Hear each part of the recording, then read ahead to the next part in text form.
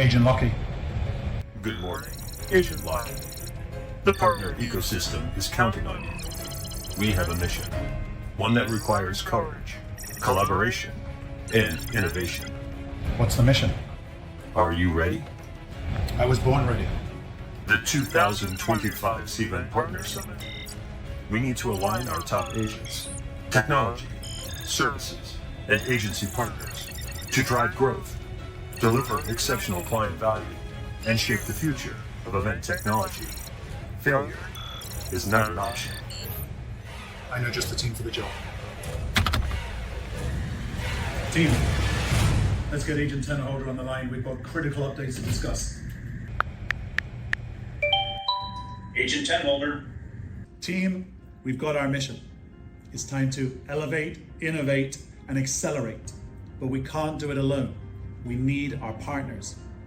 We'll brief them on new opportunities, equip them with exclusive tools, and celebrate their success. But first, we need them at the summit. Our partners are at the heart of everything we do, and this summit is designed to arm them with the strategies, insights, and resources that they need to succeed. And we're bringing game-changing product innovations that are just going to change how they work. And if they want to stay ahead, this is where they need to be. What if they don't accept the mission? Oh, they will. With all the exclusive insights, major product updates, and the chance to connect with top industry leaders, they won't want to miss this. Your mission, should you choose to accept it, embrace today as an opportunity to elevate, innovate, and drive success. Together, we'll explore new growth strategies, dive into the most exciting product innovations, and collaborate to shape the future of our industry. Let's do this.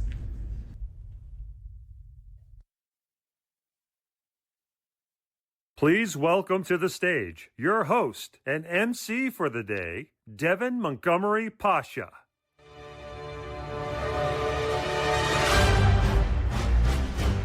Good morning, secret agents. As I said, my name is Devin Montgomery Pasha, and I am your agent guide for today. So welcome, Cvent partners. I'm so honored to be here at 2025 Cvent Connects Partner Summit. So first, major kudos. Thank you for joining us here in person. You've braved TSA lines, Texas heat, and if you're not used to it, it's a pretty big deal, and navigated the maze that is this convention center. You made it, and you're exactly where you need to be. And you, our virtual audience too, we see you. So whether you're turning in from your home office or somewhere in between, maybe the beach, who knows, we're so glad that you're here and part of today's experience. So we're keeping things fun, fast-paced, and very interactive. So no matter where you're joining us from, we're gonna have a good time. Because this room, in person and online, is filled with the best of the best, the elite Cvent partner ecosystem. You're the ones who step up when the timeline is tight, the expectations are sky high, and someone says, there's just no way. And yes, you may have guessed, the theme for today is Mission Possible. But let's talk about that other word, impossible. In this industry, impossible is more like a challenge than a reality, right?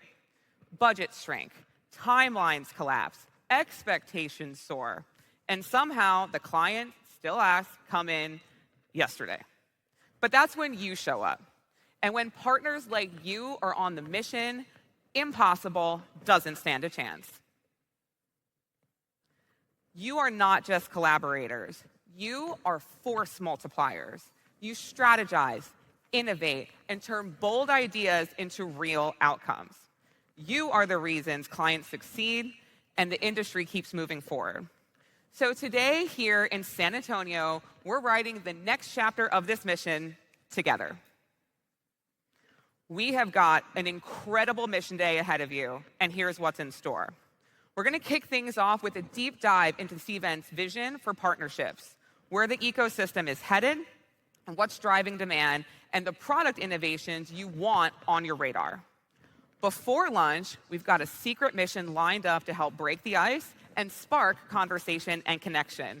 So those cards on your table, don't worry, we'll get to those. Then you'll have time to connect with fellow partners and Cvent leaders over lunch.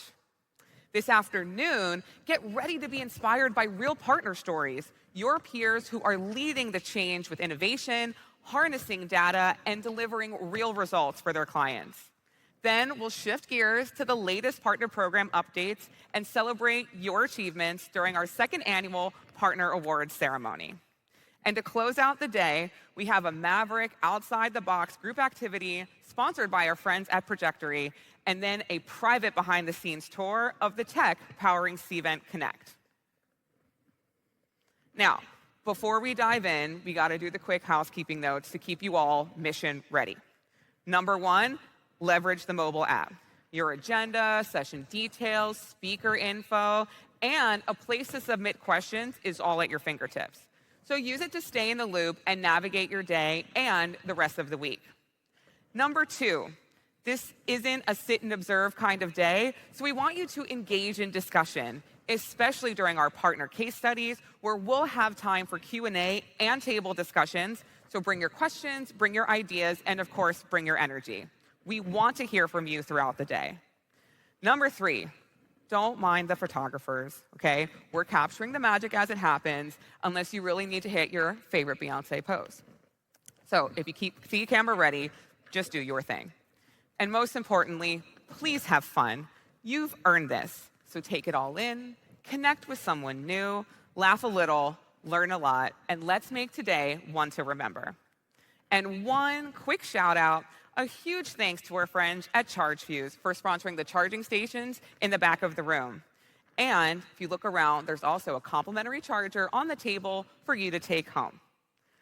Now, it's time to officially kick off this general session and take us deeper into today's mission. So please help me welcome two of Cvent's very best, Scott Lockey, Vice President of Partnerships, and Mike Tenholder, Senior Director of Alliance Partnerships. Everyone, please help me give them a warm welcome. I'm on top of the world, I'm on top of the world, waiting on this for a while now, paying my dues to return. Agent Tenholder, Agent Lockey. what did you think of that video we did? Well, it's the perfect example of why companies use partners. We were on a budget. Well, I guess you get what you pay for. Well, fortunately for Partner Summit, we've leveraged our amazing event team and our partners. So, no more home videos? Can't guarantee that. But today is not about us, it's about our partners. And Mike, it's good to be here again in Texas with so many incredible partners. It really is, and we have more partners than ever joining us here in fabulous San Antonio and virtually from around the world. That's right, we do have more partners joining us today. So on that note, a big welcome, a massive thank you for joining us at the 2025 Cvent Partner Summit. As Devin shared, we've got a great agenda today. And, you know, we're talking about expanding, and that ties in well with our theme for today and beyond. Today, the mission isn't just to deliver great content. It's for our partners to leave today believing they have the ability to elevate everything. Elevate their capabilities, their client impact, and their results. It's also to innovate, to lean into fresh ideas, new tools, and smarter ways to do business, smarter ways to partner with Cvent and each other. And finally, it's to accelerate growth for your business, for your clients, and for our shared ecosystem. Your mission, should you choose to accept it, and we think you will, is to take what's already working and push it further. We've got the tools, the intel, and the runway. Now it's time to activate, because your mission is this. Our mission is simple. It's to support your success at every step. And today, we're going to take a look at what that really means. For those of you that were with us in 2023, yes, we were in Las Vegas at the time, we talked about the Total Event Program. It was about thinking about all of the events your clients do and positioning yourselves as a thought leader across all those events, whether supported by you or not. We said, if you're not talking to your clients about their Total Event Program, your competitor likely is. Then last year, we spent the day talking about future-proofing your agency or your partnership with your clients. How, when times get challenging, maybe like they are right now, do we make sure clients always understand the value you bring and know that they cannot get that by doing it themselves? So this year, with the foundation from these last 2 years, we can build on these last years and drive accelerated growth, making it easier for you to deliver exactly what your clients want through more flexibility, more scale, more business together. It's about moving beyond just software. We are building a full-service ecosystem of solutions and strategic partners, expanding our focus beyond individual events to being able to support total event programs across the entire life cycle. And with that shift comes opportunity, new ways to engage, new ways to partner, new ways to grow together. We're leaning into high-growth verticals, doubling down on collaboration, and unlocking value at every level, from the planner to the C-suite. The opportunity is big, and we're just getting started. So here's where we are today. The vision for the Cvent partner ecosystem is based upon the fact that it is really difficult for all of us to be all things to all people and be in all places all the time. The jack of all trades, master of none approach really doesn't work. And in fact, Scott, I'm not sure it ever really did. But as he has said, we are all stronger together. And we continue to see major growth throughout the ecosystem. And here are a few quick stats for you to look at. First off, you are responsible for 80% of the sourcing volume through the Cvent Supplier Network. Over 1,000 certifications have been issued to partner users that sought deeper, useful knowledge of the Cvent platform. Over 700 partners actively used our partner portal to develop new business opportunities. And speaking of opportunities, partners have enjoyed nearly 18 million in new business driven to them through the ecosystem. Now, we also see growth continuing across our entire portfolio of integrations. One highlight is our meeting card integrations, facilitating over $500 million in meeting spend. Yeah, that's B for billion. And finally, the app marketplace is one of our strongest digital channels that generates millions in sales for our technology partners. And so, we're proud to welcome over 100 new partners to the ecosystem in just the last 12 months. Up here, you'll see just a few. So Cadence Travel really speaks to the power of the Cvent partner ecosystem. It's not just about the platform or we have an app or an API. It's about how seamlessly everything connects. Cadence is a great example. Of how integration drives efficiency, scalability, and real value for clients. It's partnerships like these that turn technology into transformation. Now, one thing we are particularly proud of over the recent years is the effort our team has taken into listening to our partners through one-on-one meetings, partner listening sessions, and feedback from our enablement tools.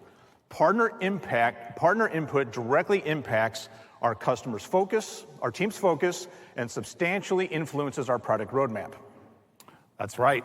And so we're excited to announce some updates to our partner program based directly on that feedback. First, greater flexibility. Now, we've heard from a lot of partners that your clients' needs are changing. Maybe it's due to integrations, maybe it's security reasons, ability to maybe run a few of their own smaller events. We heard that partners needed help to understand if and when their clients may need their own instance. So we're introducing more flexibility to be able to set up a separate instance for your clients with recommendations and guidance on what that means for you and them. Now, for those of you that still want to operate everything in a shared instance, we're not making any changes. This is about making it easier and giving you more freedom to operate in the way that makes the most sense for your business and for your customers. And you can deliver what they need.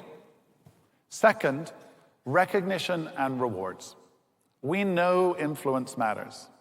If you're out in the field actively driving conversations and representing Cvent, we're going to give you the credit you deserve through both incentives and also your standing within the Cvent Partner Program. Third, alignment. You shouldn't have to force fit your strategy into a one-size-fits-all model. Our updated program will let you plug in where your strengths shine so you can stand out in a crowded market. And finally, ease. From the partner portal to payouts and contracts, we're removing as much friction as we can so you can focus on winning deals and not chasing paperwork. These aren't just updates, they are upgrades. So they're built to help you operate like the elite agents you are. We also heard from partners and customers, what's an agency partner? What's an alliance partner? We don't think of ourselves as an agency.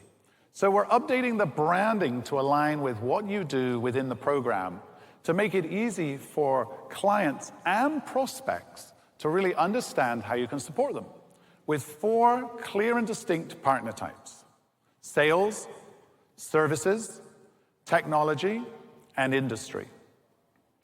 We know there are hundreds of third parties that work in end client accounts.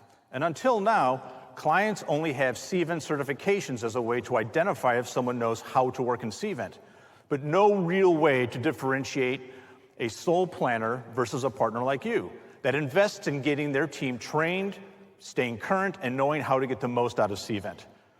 So today, we are very excited to announce a new partner designation. Cvent Authorized Service Partners, a way to stand out from the crowd and promote your organization to over 24,000 Cvent customers. We are building and promoting this network globally, giving customers around the world an easy way to find the right partner for their needs. This program will help differentiate your business, gain greater visibility within the Cvent ecosystem, and connect with thousands of organizations actively looking for expert support.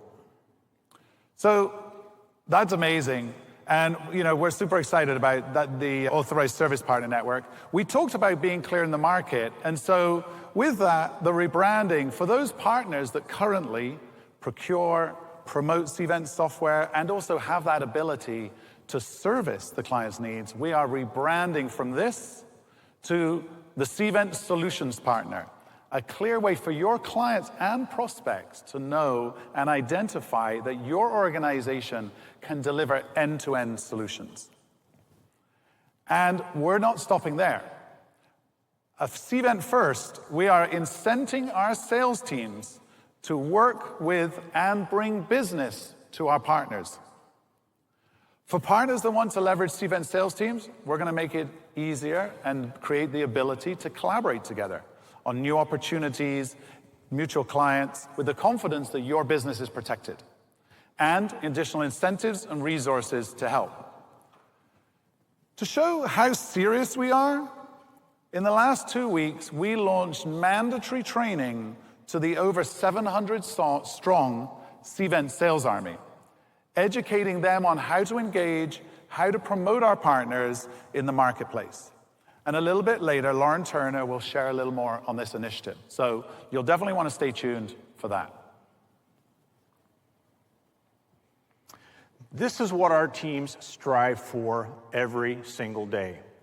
We want you, our partners, to feel the positive impact of our partnership for your business and your clients. These are just a few comments from our partners that reinforce the value that Cvent Partnership brings to their organization.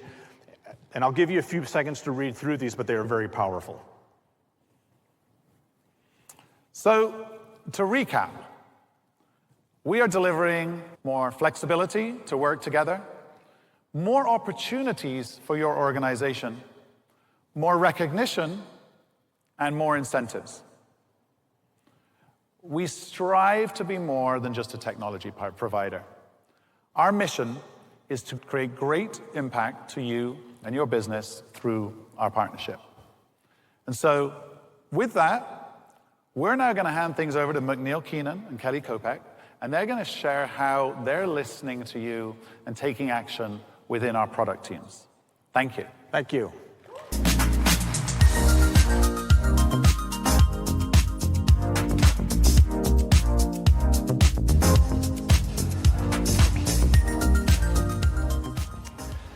All right, hello everyone, and thanks for joining us for a special partner preview of our 2025 product roadmap. We're going to be unveiling a lot on the main stage tomorrow. It's really great to be here with all of you in the room, all of you virtually as well, and sharing the stage for the first time with you, McNeil, is an honor and a privilege. So on top of the Event Cloud roadmap that McNeil was talking about, we're also showing our collaborative solutions as a special roadmap extended session tomorrow afternoon, and you won't want to miss it. So this session today, it's going to be all about kind of translating those announcements into what they're going to mean for you. So how are these innovations going to help you expand your impact with your clients, bring new ideas to the table, and continue to position yourself as a strategic partner? So before we dive into product investment themes, I want to start with something we're officially introducing this year. Reggie's going to do it tomorrow, so keep this confidential. But it's Cvent IQ. Cvent IQ is an intelligence layer that powers the entire Cvent platform. It brings together automation, AI, and analytics capabilities, and decades of event and hospitality experience. The goal here is pretty simple: help our customers work smarter, move faster, and deliver more personalized and impactful experiences across every part of the event lifecycle. It's not a standalone product. It's intelligence that's built throughout the entire platform, throughout every product. So you're going to see Cvent IQ referenced throughout our roadmap. It's the common thread behind many of the new capabilities that we're launching. So from attendee personalization to planning automation and AI-assisted content creation.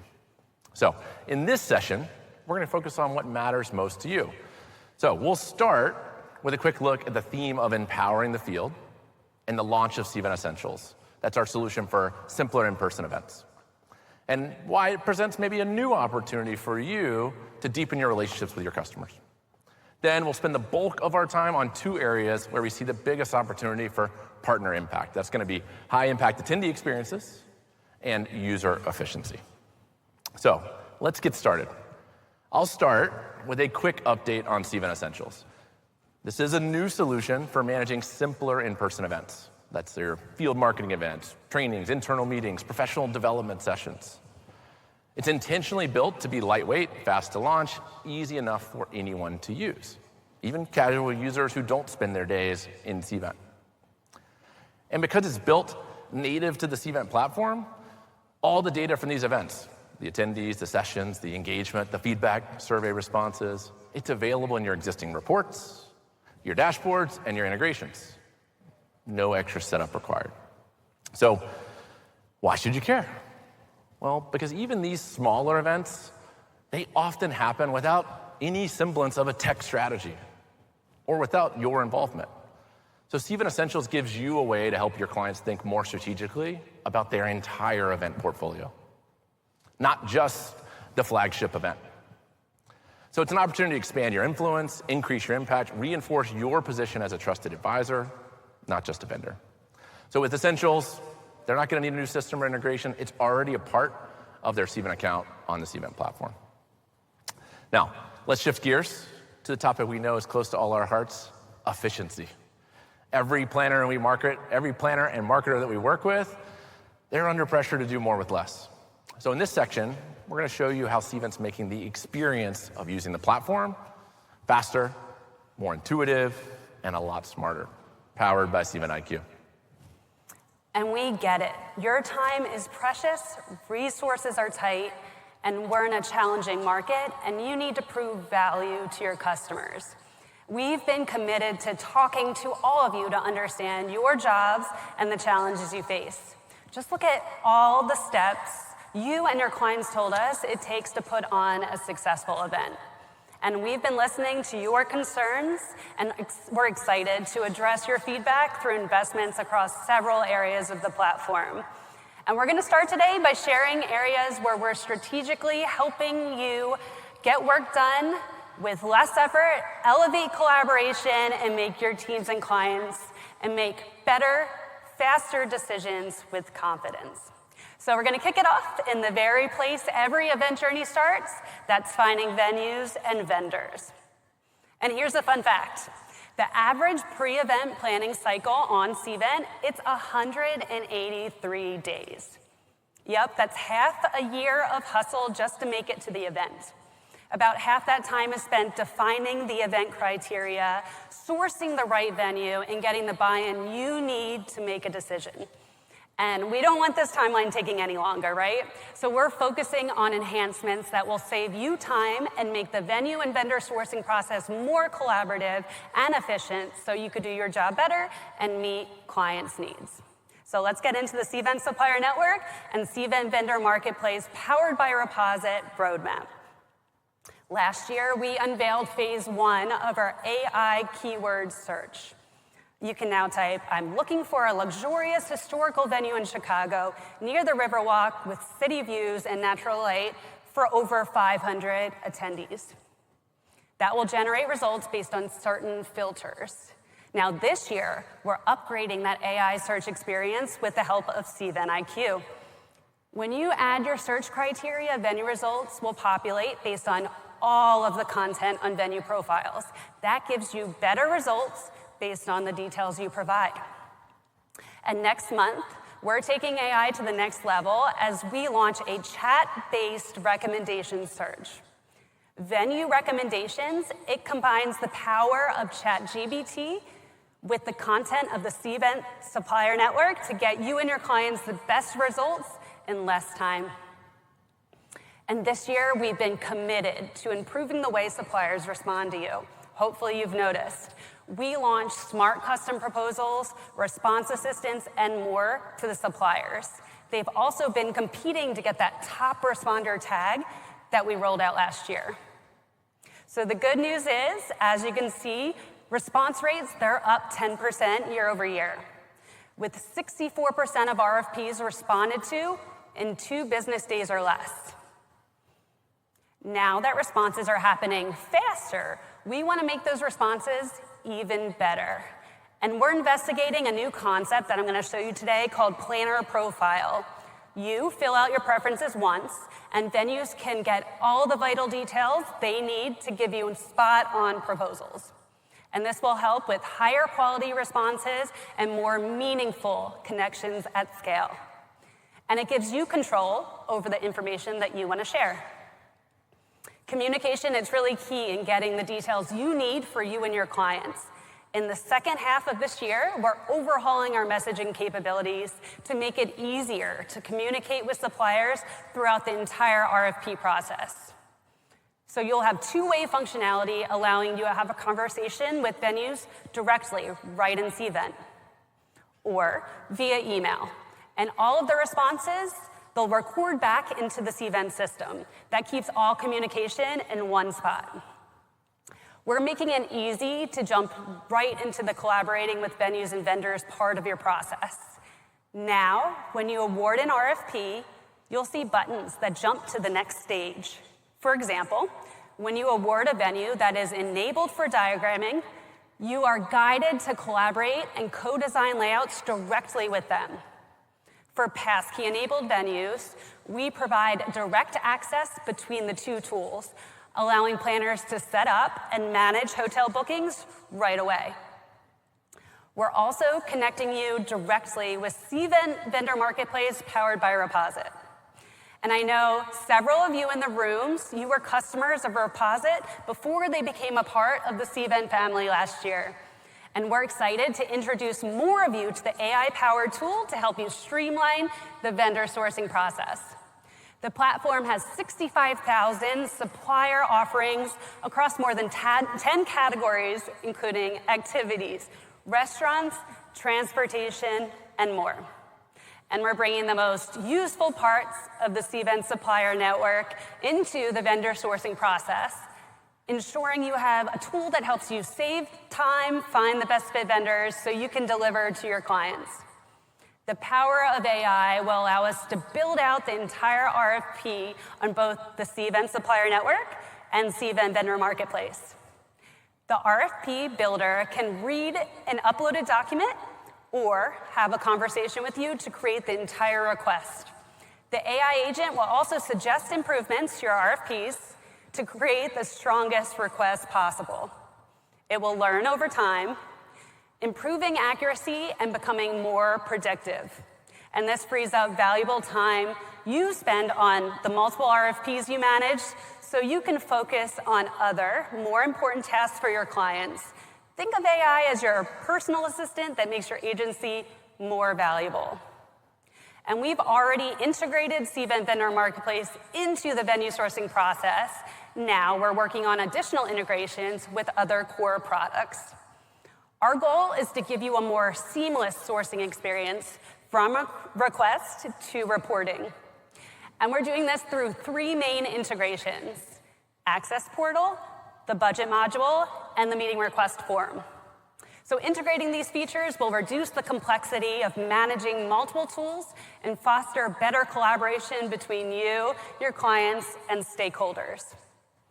With Cvent Vendor Marketplace, you can post RFPs to the supplier marketplace when you get matched with best fit suppliers for your event. But if you'd rather use your preferred supplier list and send an RFP directly to a known supplier, we have a new option for you. It gives you the flexibility to control the vendors you want to engage with. And just like awarding an RFP in CSN, planners can now pick a vendor who won the business, notify the vendors of the closed business, and track all of the contracted details. And this update, it aligns Cvent Vendor Marketplace functionality with the entire Cvent ecosystem, making it easier to track sourcing data, close projects cleanly, and provide your clients with accurate reports. And finally, we're exploring a feature that will help address a long-expressed pain point. And we know some of the partners, maybe even some of you here, help track and manage commissions. And our goal is to bring that into the Cvent supplier network. And we're currently exploring options and are looking for your feedback. So if you're interested in participating in feedback discussions on this new feature, we have a few opportunities. I urge you to join us in the Innovation Pavilion. Come to the venue sourcing area to have these discussions. Wow. That is a lot that we are doing to help you work with suppliers. So I'm glad Kelly got to spend the time to walk you through it and give you that preview before the session tomorrow. Now, the updates we're making aren't just about adding more functionality, they're also about removing some friction. So we've redesigned some core workflows. You'll see us talk tomorrow about pricing and fee setup and certificate creation. So it's cleaner, it's more consolidated, easier to manage. It means fewer steps, less training time for you, your team, maybe your clients. But where it gets really exciting, especially for your teams, is how we're using AI to empower planners and marketers behind the scenes. So we're introducing this idea on main stage as sort of a mission control for event planners. Think of it like a team of intelligent assistants powered by Cvent IQ, each one focused on a different job. Like a promotional partner helps you and your clients write better, faster emails, social posts, and content that converts. The management maestro to help with attendee modifications and complex escalations that may have used to take 5, 6, 7, 8 clicks or even hours to resolve. Insights expert, help you synthesize insights from all of your unstructured data, like in your feedback surveys. And we can even get predictive. We can leverage historical registration patterns to more accurately predict what are the final registration and attendance counts going to be. These tools don't replace your clients, they amplify them. And when your clients are more efficient, you're gonna get more time back too. Now, let's talk about Cvent event diagramming. It's designed to make laying out event space, collaborating with stakeholders, and visualizing the event details much easier. But the real power of the tool, it's in the real-time collaboration and attendee management. In fact, just last year alone, there were over 1 million events with 2.5 million diagrams and over 150,000 collaborators using the tool. And you don't have to have a license to see the benefits of the investments that we're making. Hotels and venues, they really rely on Cvent event diagramming to provide you with photorealistic 3D floor plans so you're not stuck providing static meeting space layouts and capacity charts to your clients. With our new 3D event designer powered by Cvent IQ, you can type in your vision and see the setup in photorealistic 3D instantly. So let's say I want to see what 250 attendees would look like in this room. You just enter that into the assistant, and it takes care of the rest. This is a powerful tool to help you and your clients make informed decisions faster without ever going on site. Photorealistic 3D capabilities are getting upgraded with an integration with Matterport. This new partnership, you can understand more of the meeting space during the venue sourcing process. You get a comprehensive and immersive tour. You'll now be able to walk through the entire venue from public spaces to the meeting room, so you can truly experience what your client's event would look like and give them confidence in the decision. And with all this information up front, you or your clients can qualify a venue in less time than ever. Our new tool, Diagram Assistant, detects what is currently on the floor plan and shows relevant suggestions based on where you are in the diagramming process. So whether it's entering a setup, numbering tables, changing the table linen colors, or adding collaborators, it can all be done quickly and easily in one location. And this update helps you create detailed, accurate, and visually appealing diagrams in seconds. It makes the process accessible to everyone. So let's talk about another really time-consuming task with events, and that's seating. What if instead of manually assigning seats, you could simply type instructions like, I need all VIPs closest to the stage and one sales rep at each table, and have it magically do the work for you? That's exactly what the new Seating Assistant, launching at the end of this year, intends to do. It's powered by Cvent IQ. This update will be able to take the complex seating logic in your head and turn it into actions, something no other solution in the industry offers. And taking us home with our very last event diagramming update, I have a very exciting announcement. Since Cvent acquired Social Tables in 2018, the most common ask we hear from planners is having an integration between our suite of visuals, seating tools, and Cvent's registration product. And we've been working hard to make this happen, and now it's officially live and available to any enterprise customers. This update allows registration customers to import a Cvent registrant list into Cvent event diagramming. You can then easily place attendees at tables using event diagramming's visual seating tool. And these seating assignments will be visible in your event, including on arrival, printed on badges, and included in alert messages. Plus, everything is updated across all of those things automatically. So you'll always have accurate information even as guests are registering, attendees are canceling, or you're needing to make last-minute seating adjustments. All right, so that brings us to reporting and analytics. It's a place where we've made some pretty big strides. You've probably heard of build your own report. Well, now we're infusing that with AI.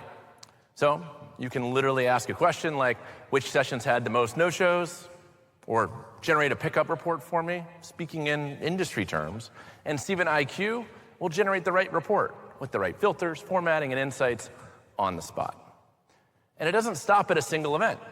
With cross-event insights, your clients can now compare performance across regions, departments, whatever dimensions matter most. It's highly customizable. So you're gonna be able to answer strategic questions. Where are we seeing the most engagement? What's driving higher Net Promoter Score in Europe versus North America? Which event type has the best ROI? This is where you as a partner can shine. With this level of insight, you can walk into a strategy session armed with answers and help your clients look around corners. So whether it's better automation, faster workflows, or smarter insights, this all adds up to helping your clients move faster, spend more time on strategy, deliver better outcomes together. And that's the kind of value that turns a vendor into a trusted advisor. And I'm sure many of the housing companies in the room can attest to, room block management is a time-consuming and tedious process. Passkey, it makes it easier to eliminate manual processes and manage complex housing needs. So whether you're working through a hotel's passkey license or have your own. Last year, we told you about our rooming list assistant, which helps you easily import rooming lists and matches fields and data so everything is accurate and in the correct format. And we're taking this a step further by giving you access to create events directly from the rooming list. This significantly speeds up the process.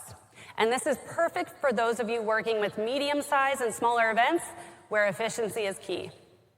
Passkey is your best friend when managing complex citywide events, where you might have dozens of hotels or maybe even hundreds and choices for attendees.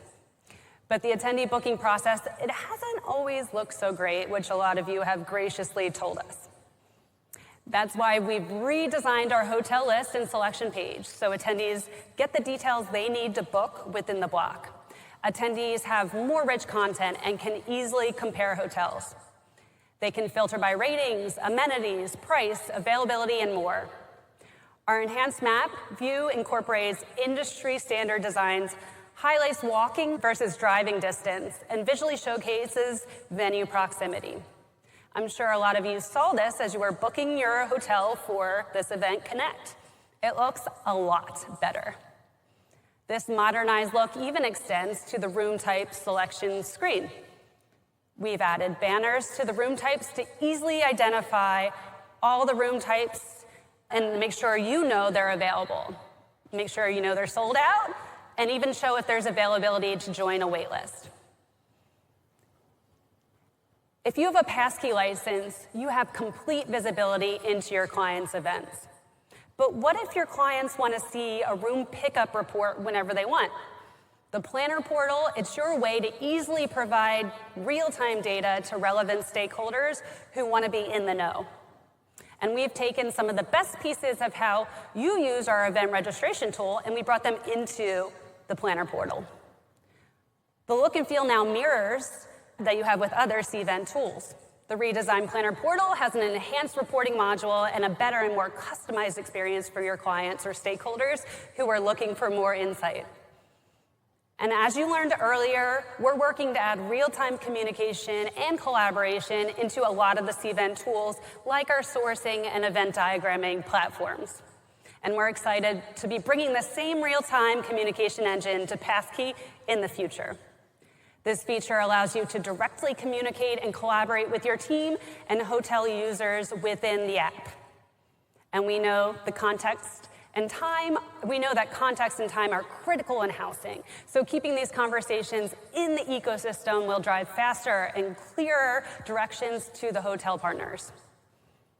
Enhanced collaboration ensures that both you and the many hotels you're managing are always aligned. This results in smooth execution and higher client satisfaction. You can handle many tasks independently and get the answers clients are looking for immediately, reducing that constant back and forth communication that often burdens the team. And your room block strategy can not only save you money, but it can also make you money. We often see planners monetize housing by adding booking fees into their workflows. And these fees, they can cover the cost of technology or be a new source of revenue. And with our new e-commerce functionality, you can process advanced deposits and collect cancellation fees easily. There's more flexibility into how these fees can be charged or refunded, and the process to generate revenue is now easier to set up on the back end. Guarantee types are important when certain groups of attendees are assigned to certain room blocks. And this year we have plans to decouple the attendee types from the payment or guarantee method. In this update, this will allow you to apply the different guarantee types to the same attendee type across different hotels. For example, you could charge all staff to the master account in certain room types at certain hotels, giving you more flexibility and control when setting up your room box. All right, so Kelly, it's that time. We've covered user efficiency. We've done it. We're going to jump to high-impact attendee experiences. We can let you go for this section. All right, thank you so much. Thank you very much, Kelly.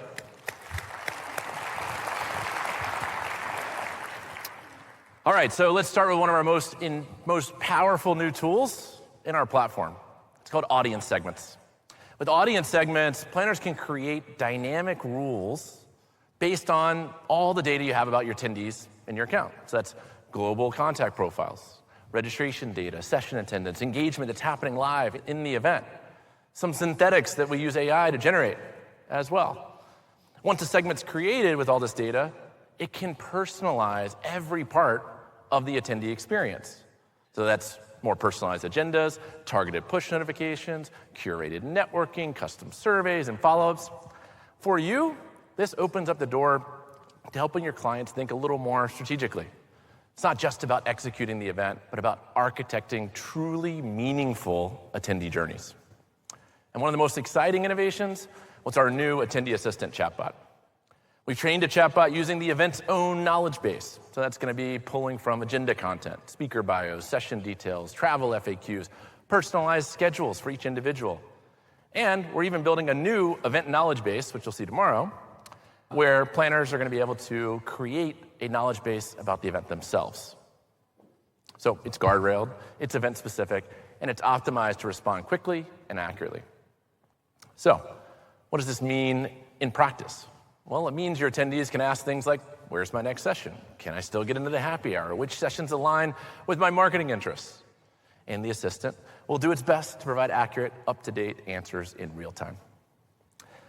This is not just next-level support, and it's not just for convenience. It enhances the overall experience, it reduces burden to the on-site staff, and ensures every attendee feels guided and in control. Now, we've taken this a step further with exhibitor recommendations. It's a way to help your attendees discover the right booths and the right people at the event. But we also built tools to help exhibitors act on those interactions. So using AI-powered lead capture and voice-based conversation summaries, exhibitors can now record a voice note after a conversation, get an AI-generated summary, automatically generate a personalized follow-up email, even complete a qualification survey just in a matter of seconds. This means that your customers, sponsors, exhibitors, they don't just leave with scanned badges, they leave with clean, actionable data they can pass right into their CRM. Now, let's shift gears to content. For many attendees, sessions are the centerpiece of the event. But taking notes while trying to stay engaged, it can be difficult. You're scribbling down quotes, you're taking pictures of slides. Session snapshots can change that, and we're actually using it today in this session. If you just open up your app, you'll find it. So every session will now include an AI-generated transcript. It'll generate key takeaways. Coming soon, we'll capture images from the presentation, which you won't see in the app today. And then you'll have personalized snapshots for each attendee. So you hear something you like, take a note, it grabs it for you. So instead of taking photos of slides or scribbling quotes, attendees can stay focused and walk away with a full digital summary of all the content that mattered to them. And then how do we bring it all together? Well, we can do that with My Event.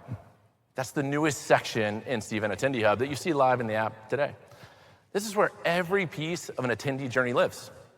The sessions attended, the booths visited, the appointments scheduled, the messages sent, AI-generated daily and full event summaries. And again, that's live in the app today as well. It's the personalized event story all in one place. And because it's powered by Cvent IQ, everything is real time and it's intelligently updated. So this gives attendees a clear sense of what they learned, who they met, what to do next, which makes the value of the event even clearer. And for your clients, that means higher engagement, greater brand affinity, and more impactful events. So you can be the one who brings this level of personalization that sets you apart. Okay, so that's a sneak preview into some of what you're going to see tomorrow on the roadmap. Again, it is a 75-minute presentation. We kind of gave you a 20-minute preview. But here are the 4 themes: empowering the field, high-impact attendee experiences, user efficiency, and the event lifecycle. So before we wrap, just a few quick reminders.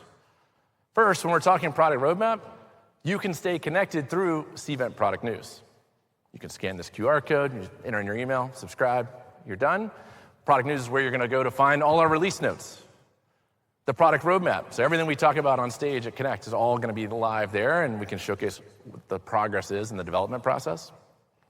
And you'll have opportunities to join our beta programs. So get in early, share your feedback. Second, we've got a full lineup of additional roadmap sessions happening throughout the week. Kelly highlighted the first one, the planner and supplier collaborative solutions. Some dedicated time to talk about all the ways we're helping better collaboration with venue and vendor partners. Second, we've got equip your teams with tools for trade show success. So this is where you can see what we're doing to help activate sales teams, the critical partner with the marketing teams, to make events more impactful. With Jiffle Now and iCapture at all the events, including trade shows that your customers are attending. In addition to that, we have 16 roadmap talks, which dive deeper into individual product roadmaps. You'll find those in the Innovation Pavilion, which, of course, is the third thing. Don't miss the Innovation Pavilion. This is a chance to meet face-to-face with all of our product experts. 55 different members of our product management team are here. And see what's new across the platform. And in the dead center, you're going to have a hands-on experience with Cvent IQ. So don't miss that. So just want to thank you guys for being here today. And thank you for continuing to shape the future of this platform with us. And with that, I'll turn it back over to Devin.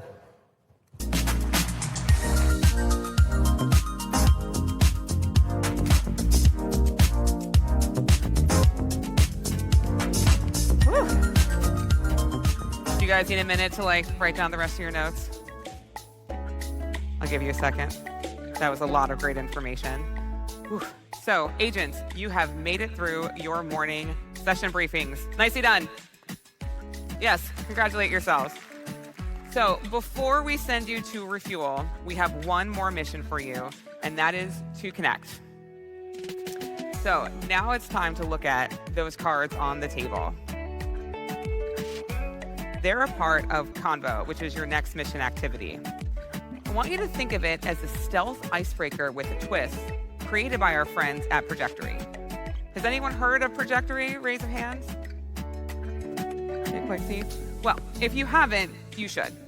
Projectory is an audience engagement company founded by a team of veteran facilitators, designers, and producers.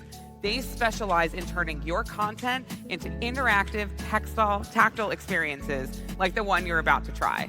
So get ready to move, to talk, to play, and to collaborate. This is just a little taste of what you're about to do and some other things that Projectory likes to bring to your events.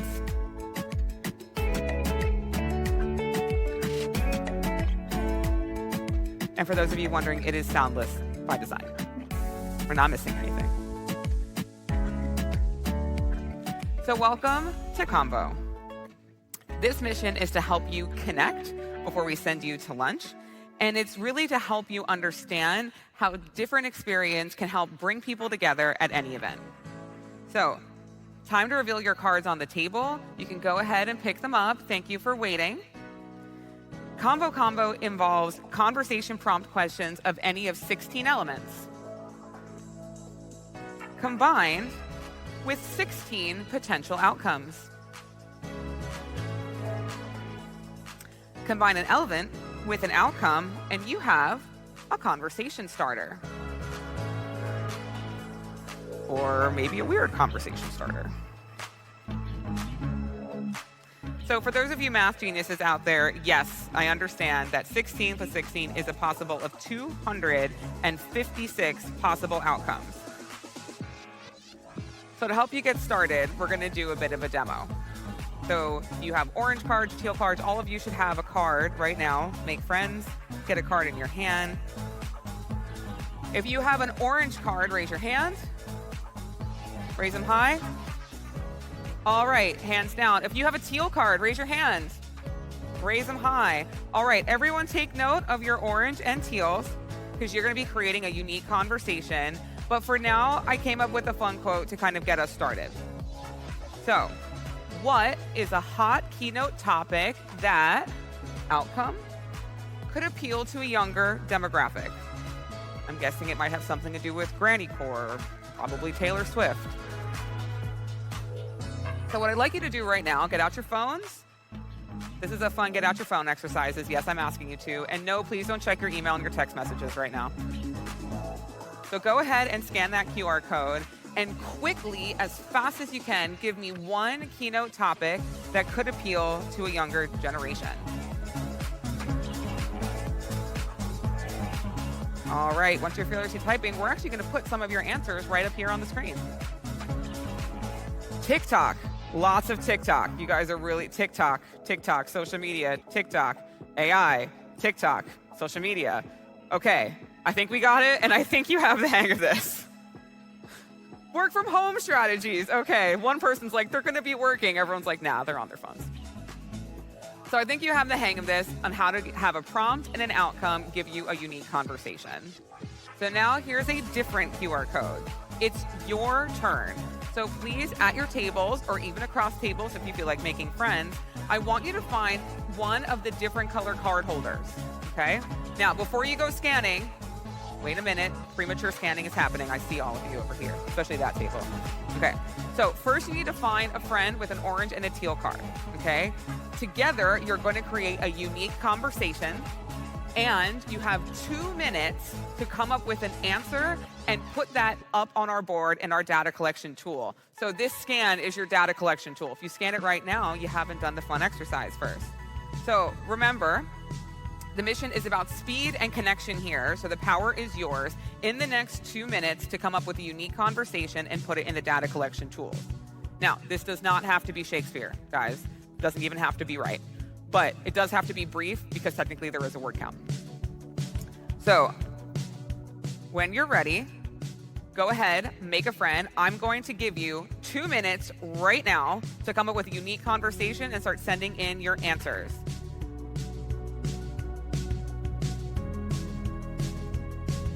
We could have some house music while they do their exercise. That'd be fun.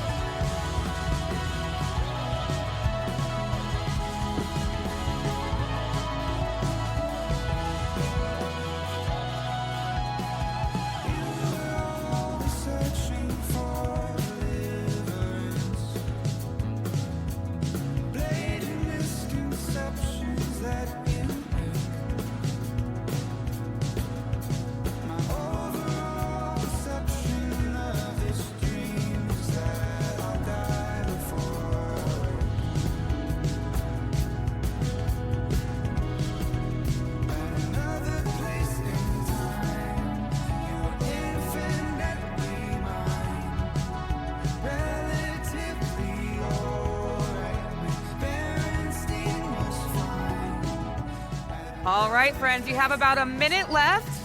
For those of you overachievers, and who isn't in Partner Summit, find another friend if you're already done and do a second one.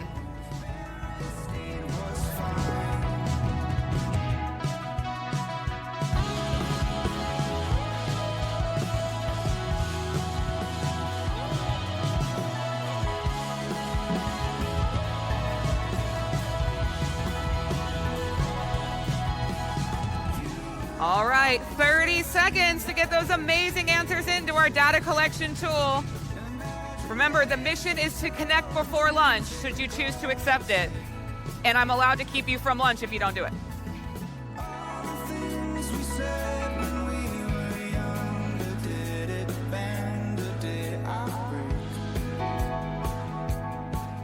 All right, 5, 4, 3, 2, 1. Welcome back. How was that for you? Well, I heard lots of talking, so I hope this was great. By now, you should have put your answer in our data collection tool. And you see on the app, it looks something like this. Who had the orange card? Who had the teal card? And what was your clever response? Go ahead and click the submit if you haven't already. Now, one of the reasons we asked you to do this because your mission before lunch was to connect. Later today, our special data analyst will convert your answers and put them onto these boards. And this is a live photo of the boards outside of the room. You'll have an opportunity to upvote your favorite answers from today. And my understanding is that by upvoting, there may be a high double-digit, some sort of gift card prize for the winner. Or just bragging rights. They didn't tell me which one. So, what is a guerrilla marketing stunt that could involve a llama and an aerial drone? Outfit a couple of llamas with company swag. Put it on a live stream. Has anyone used llamas already? This is old hat. No, so that's new. These are an example of the stickers you'll be able to use on the live boards outside to upvote some of your favorite creative, silly, evil genius answers, and maybe even some of the serious ones. Since Partner Summit, of course, you guys are the kings and queens of our ecosystem. We took an opportunity to show you what you might be able to do with a creative answer when you connect here at Cvent Partner Summit. So, mission accomplished. Congratulations. Enjoy your meal and refuel. We'll convene right back here at 1 p.m. sharp for the inspiring case study sessions you don't want to miss. Until then, please enjoy your mission break.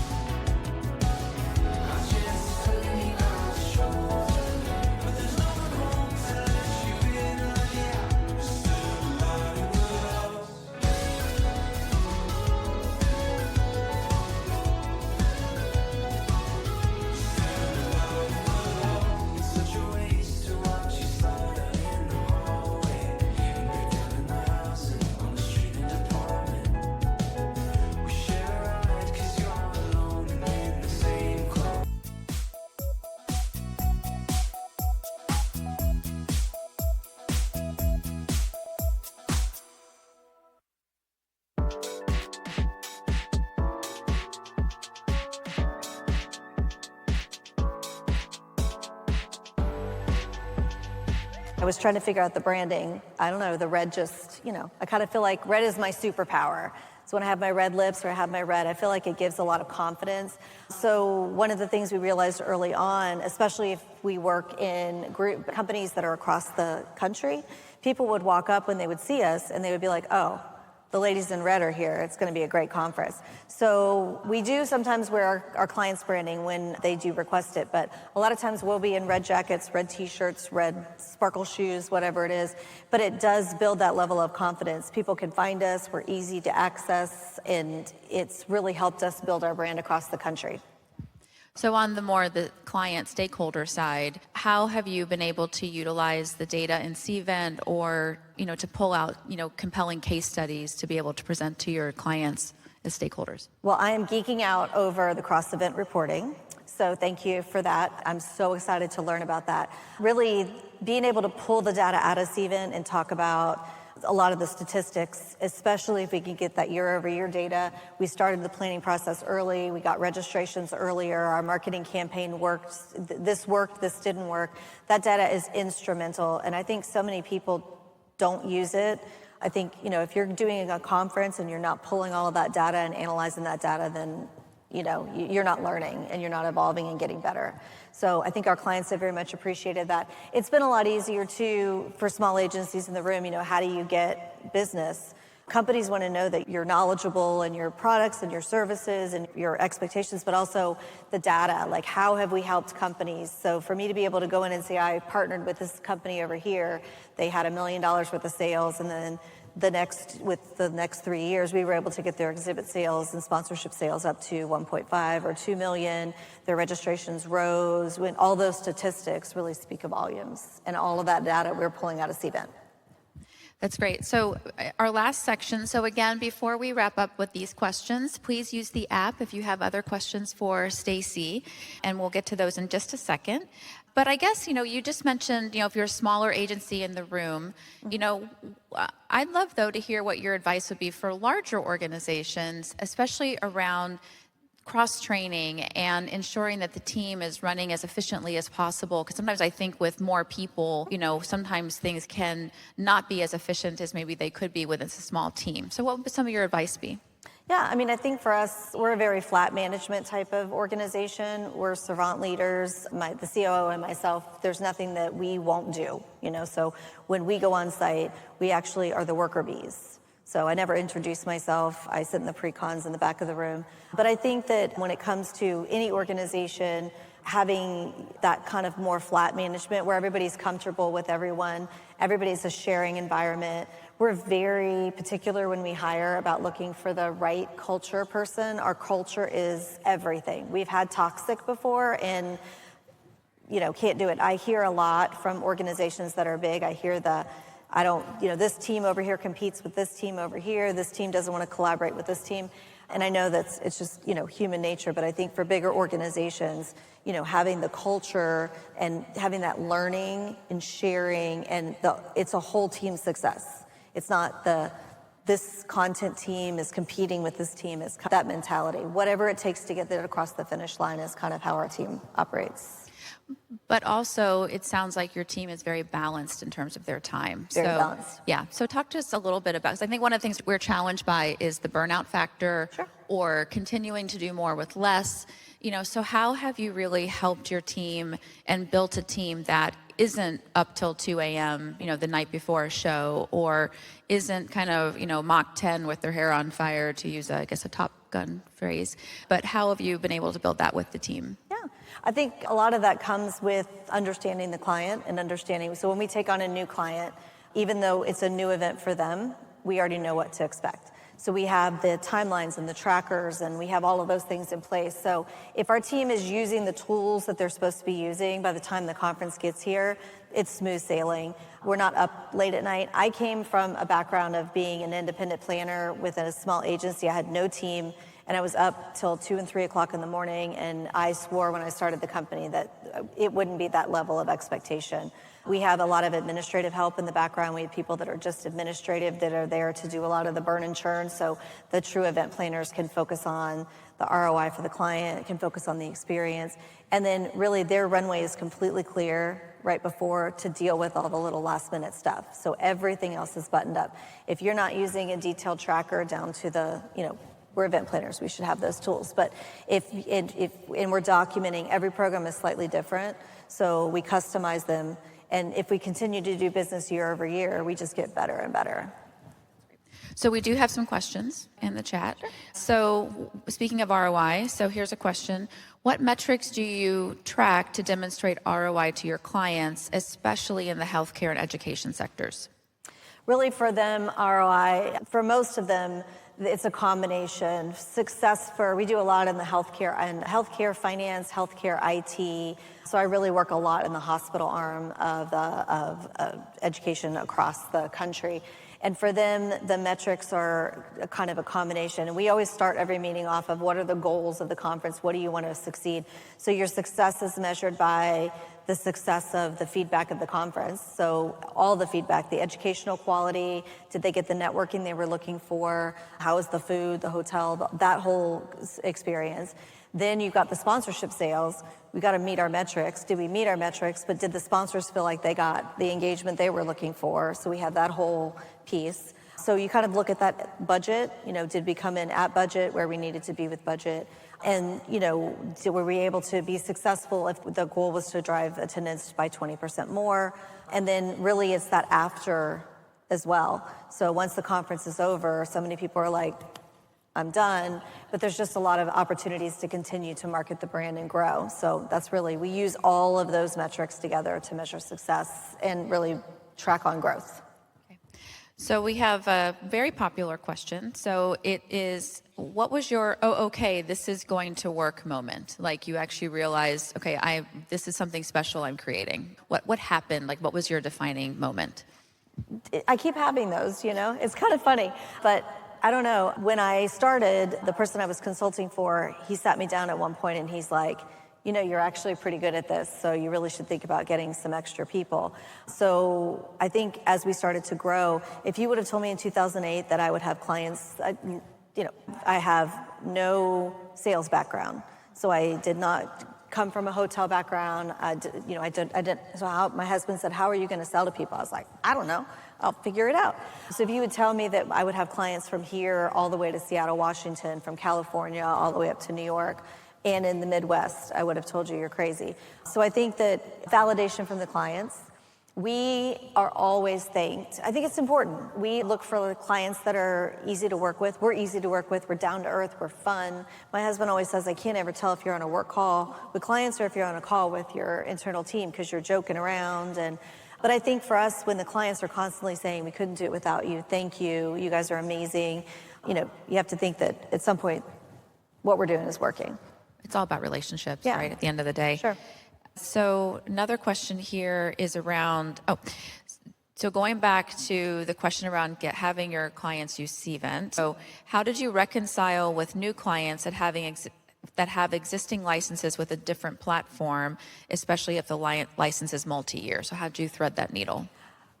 Really, I think we were chatting about this at lunch as well. If the client's existing platform isn't working for them, sometimes it's not just about the financial. So if I will sit them down and say, look, you're using this platform over here. I understand you've got a multi-year. Could you use it on some other events, some smaller events? Because with Cvent, this is, you got to paint the picture of all of the things that we're able to do. So some of the technology that you guys just showed at the beginning of this session, like I said, I'm geeking out over it because I feel like that's just another differentiator that we'll be able to provide over some of those other systems. Okay, and then I think our last question before we go to conversation starters. So speaking of hiring, so we're going to jump back a little bit to that. So as you've been growing, how have you been able to find folks with not only the technical skills, but also the client relationship and strategic skills? So that has been a very, difficult process, learning to hire and learning what you're looking for. We're going through a disc assessment again with some of the newer folks and, is it a D driver person you want? Is it an influencer? All of those. But what we learned is finding a person that fits with our culture, having conversations with them up front, how do their communication skills. I want somebody who has some event planning experience, but to be honest with you, I'm much more concerned with their customer service experience. Can I find a way to say yes type of person? Are they going to mesh with the team? Are people that are looking to stay around, people that are eager to learn? Those are the people that I want to work with. I ask a lot of questions in the interview process, and if you use AI, love it. But the M- and the font, and you're using AI to answer all the questions, I'm not interested. Like, you didn't take time to really put time in to show me you want the job. So we may interview to find the right person, but when we do, I think we've built a culture that people want to stay around. They love to work for the company. We're small but mighty. We love each other. We love working. We offer a lot of flexibility. So, I think we've figured it out. And, the people that do get hired, they're always like, what did I do to jump the gauntlet? But we're a family, for sure. So as we wrap up, before we go to conversation starters, just one last question. What piece of advice would you have for folks in the audience who are looking to create some type of measurable growth or change, and whether small, large, but there's something that you're looking to do to help you scale, to help you build, to help you grow? What's one piece of advice you would give them? Yeah, I think we're going through a rebranding right now, and we're going through all the same questions that you're asking about our own company. How do you differentiate yourself? And everybody in here does something different. But I think it's really important to focus in on, you got to let the noise go. You got to really figure out what you are good at, and you got to figure out a way to articulate. I think AI is amazing. It's opened up so many doors for all of us that maybe didn't know how to say things, but you can't just use that. There's a lot of blockers right now that if you're using AI language or, Google searches and things. So I think you can use it as a great tool to help you kind of pinpoint like what makes me special. But you've got to be able to say no too. If it doesn't fit in that what makes me special, don't take it. And I think that was something we talked about earlier, is what happens when people do come to you and you're like, it's a construction worker company and it's a great size conference, but it's just not what you do. We refer. And I think that we have a great relationship with people that are more, just event companies or do different type of specialties. And we're always happy to refer the piece of business to them because that's really more their specialty than ours. And that gives us more time to focus on the business that really makes us the money and makes us successful. That's great. Thank you. This is very powerful. Thank you, Stacy. My pleasure. So on your screen, now. We have a couple of conversation starters for you. So we feel like it's really important that after this segment and then the next one, that you have a little bit of time at your table to talk to each other and talk about some of the things that you'd like to implement or something that you heard. So you can use the questions on the slide if there's something else you'd rather talk about. But for the next, 8 minutes or so, we will have you spending time with each other. But Stacy, thank you very much. Great to be here with you. And with that, we'll start a timer for about 8 minutes. Awesome. Thank you.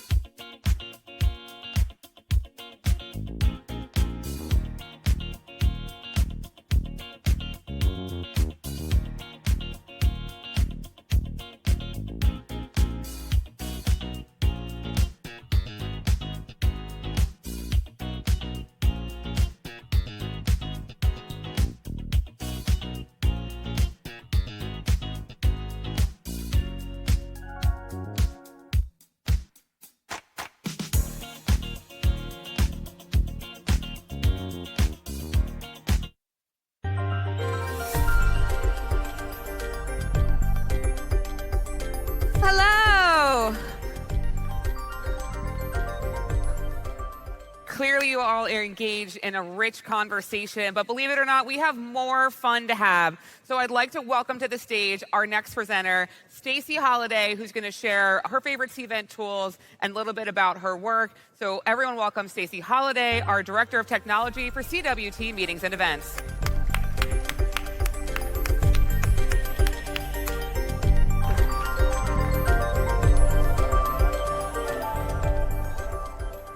Hi everyone, I'm excited to be here today and talk to you about data insights and how to harness those.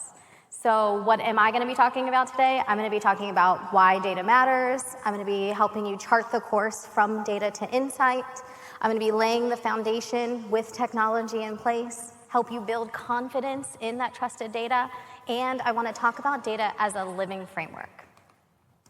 So let's start with why data matters. You may be saying to yourself, well, I'm pretty good at just getting some ideas and running with them, and they end up pretty well most of the time.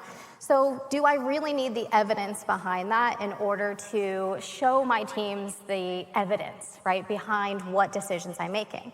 Now, of course, I wouldn't be talking about why data matters if the answer to that wasn't yes.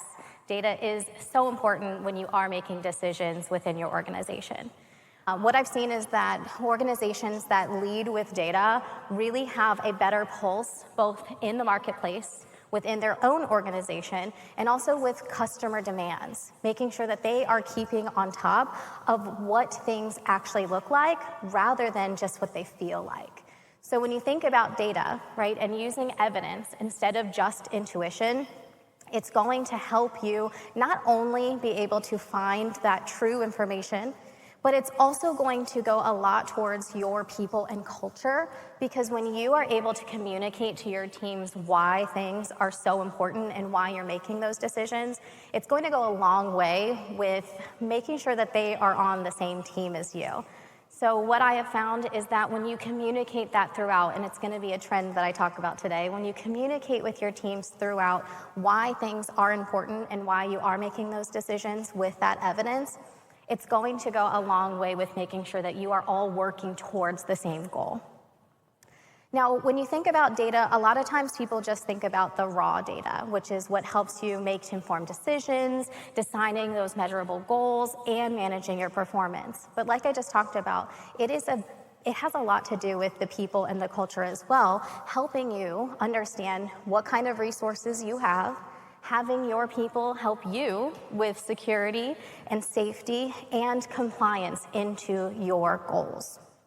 That also, something that people don't realize, is that really feeds into the innovation factor within this as well. Because again, when you are showing your teams the information behind the decisions, it keeps them curious. It keeps them wanting to learn more. It keeps them wanting to know why. And it will instantly bring them into wanting to learn and train and continue to work with you. Now, of course, all of these things together will feed into technology, which is honestly always my favorite part.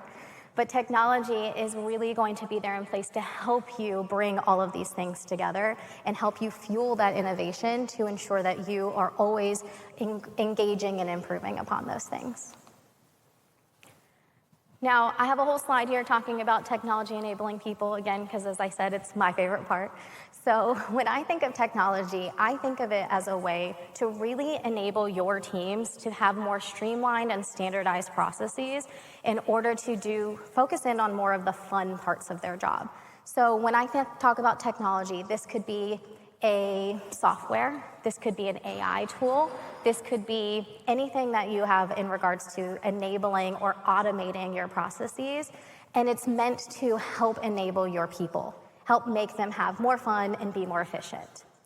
Now, I'm looking here at the life cycle of a meeting, and a lot of times when you think about the life cycle, sometimes people get stuck just in this execution phase because it's what you're experiencing here today, right? It's what we all know. We've registered, we've made our way here, we checked in with cool technology, and it's really just a part of that puzzle. But when I talk about data and analyzing data, I like to zoom out a little bit and think about the entire program that you have.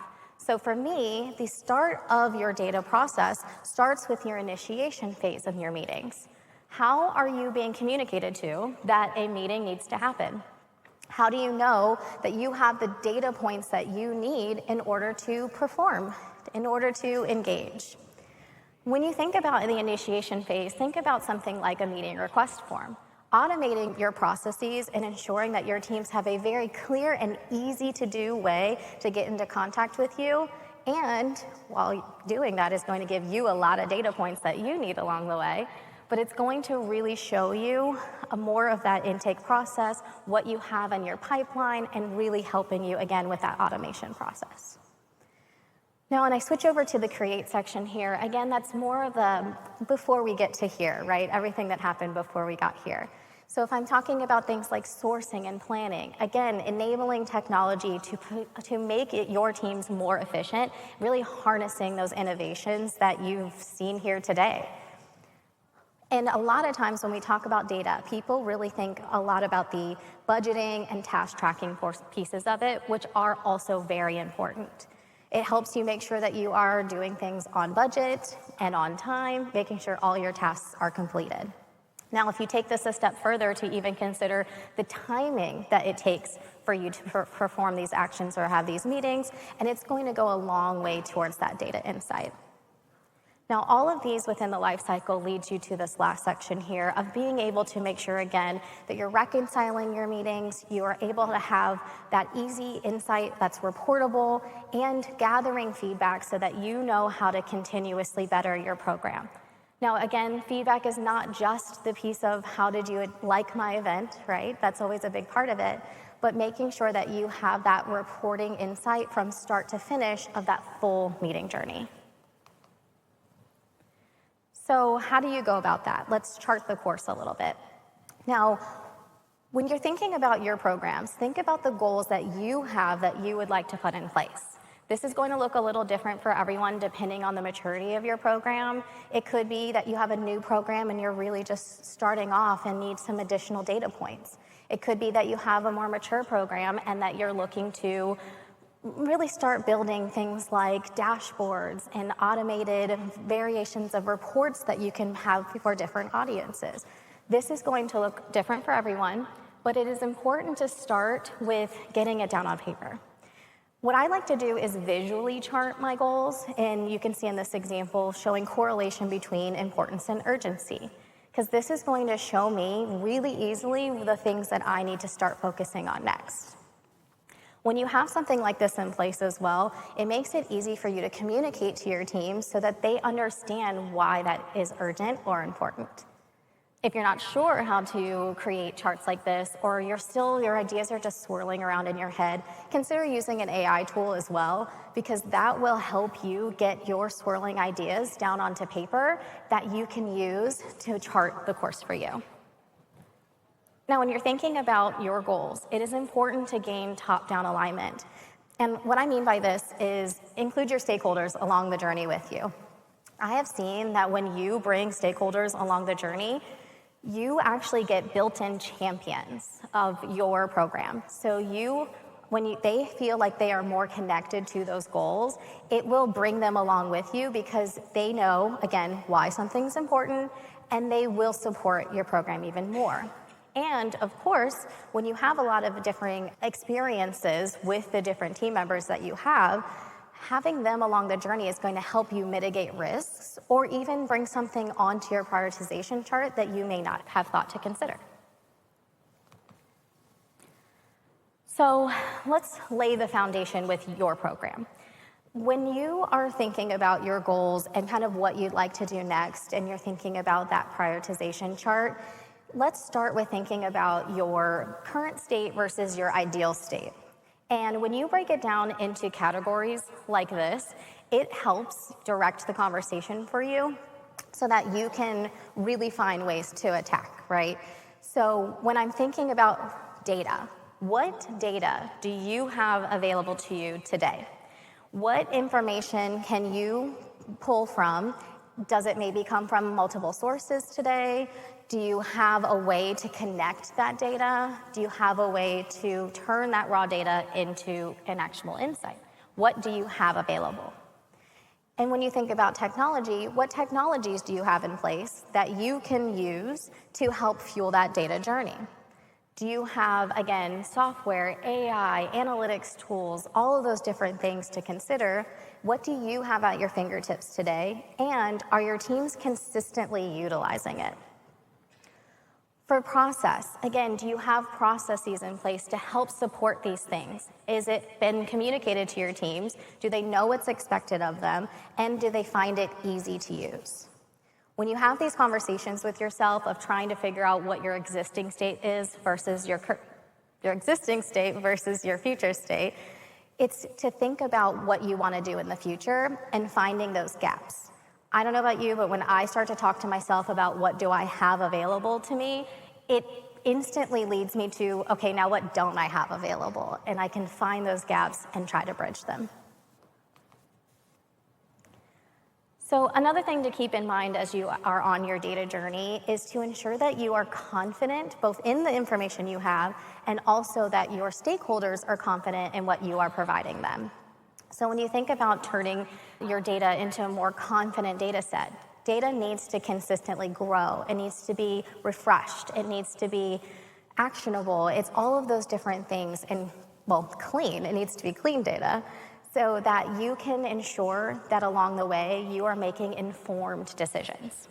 Again, when you bring stakeholders along the way, it's going to make it so that they are helping you by giving you those data points, but also they feel confident in the decisions you're making and the information that you are providing.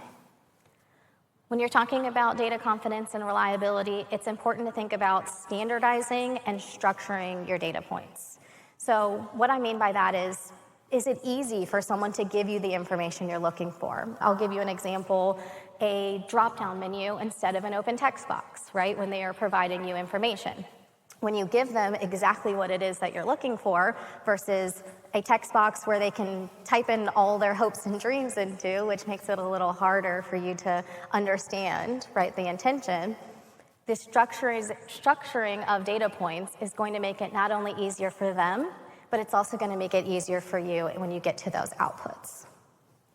Make sure you are defining key performance indicators and success metrics with your data journey, because that's going to make sure that you feel accountable to those metrics as well. You're continuing to ensure that you're growing within that strategy, but also you won't.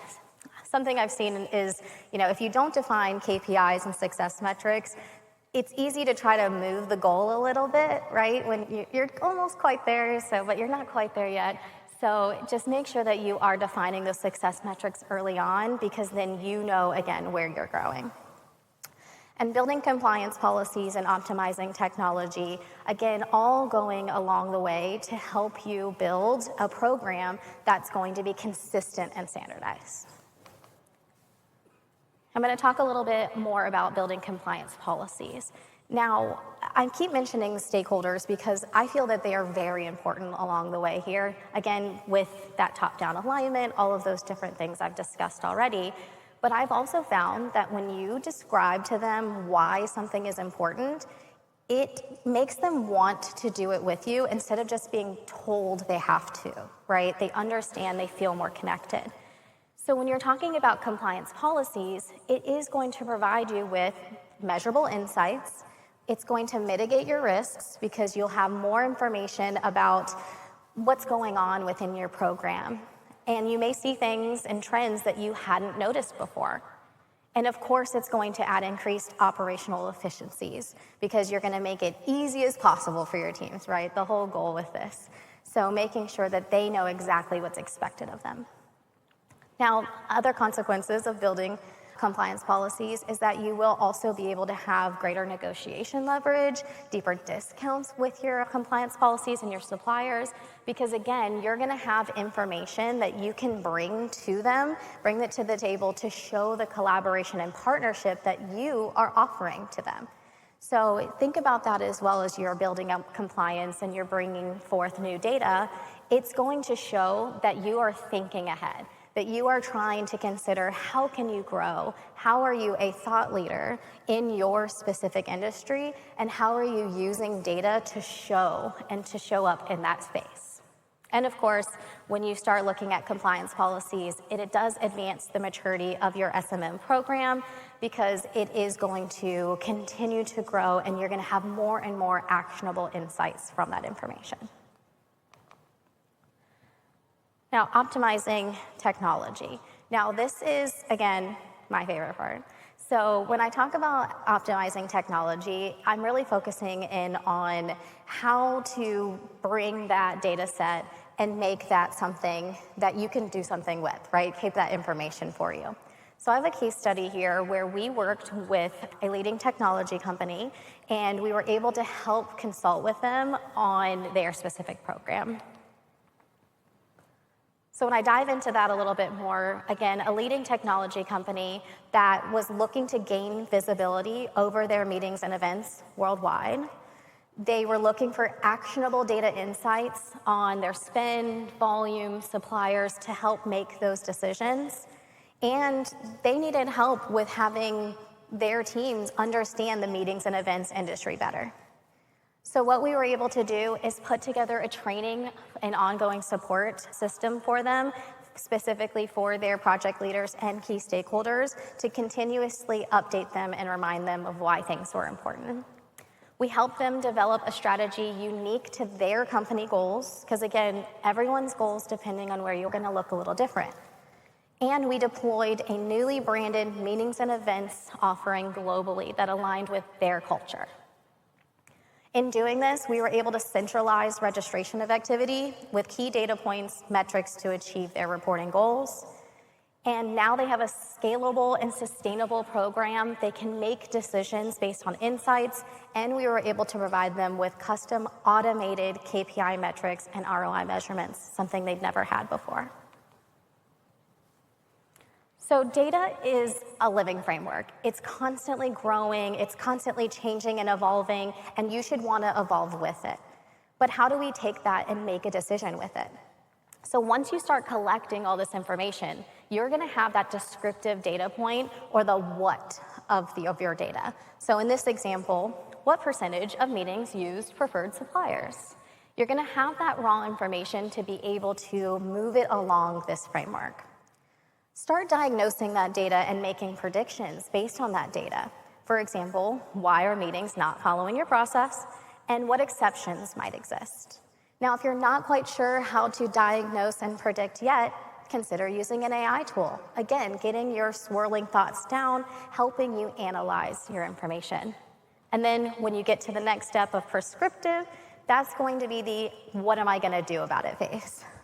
So for example, what technology changes will help me reduce noncompliance? Is my policy readily available? Have I tagged my preferred suppliers on my network, make it easy to find? Have I found a way to make it so people can tell me when an exception exists? And of course, are all of these things reportable? It is important to look at this as a continuous improvement cycle.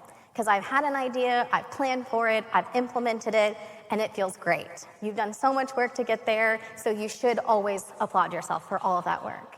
But remember to continue to improve with this review section.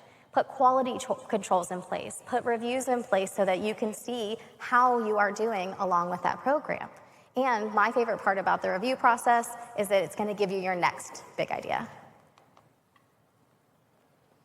So data sometimes may seem like a destination, but it's really a journey. So when you think about the journey that you're taking with your data program and how you're continuously improving it, we've done all of these steps. We have defined our goals and our success metrics. We've evaluated your current capabilities with that gap analysis. We've aligned the technology to support that configuration. We've created a new culture of data-led ideas with stakeholder engagement. We've established a data strategy to achieve those outcomes. And we've designed analytics and automated customized reporting dashboards, depending on your audience. And of course, we've reviewed regularly, we've collected feedback. Now, that's something I haven't talked about a lot, but continuously improving means collecting feedback not just from your customers, but from your internal stakeholders as well. So you can get real live feedback from them on what is going well and what isn't. And it's going to allow you to continuously improve. Now, that can seem overwhelming because it is a journey, but just take it one step at a time. So again, aligning your program goals to allow for and articulate incremental opportunities. Data consistency is important no matter what it is you're working on, what goal you're working towards, making sure that it is real, live, up to date, and supporting that with your teams with quality controls. Make sure you're analyzing that information to understand where you are with your ROI and that you're continuing to grow. Now, an analysis can come right from a business intelligence tool, a robot or two, right, or an analyst. And of course, evaluate and benchmark your program, both with similar and more mature S&M programs, to make sure that your data strategy is continuing to grow alongside your program.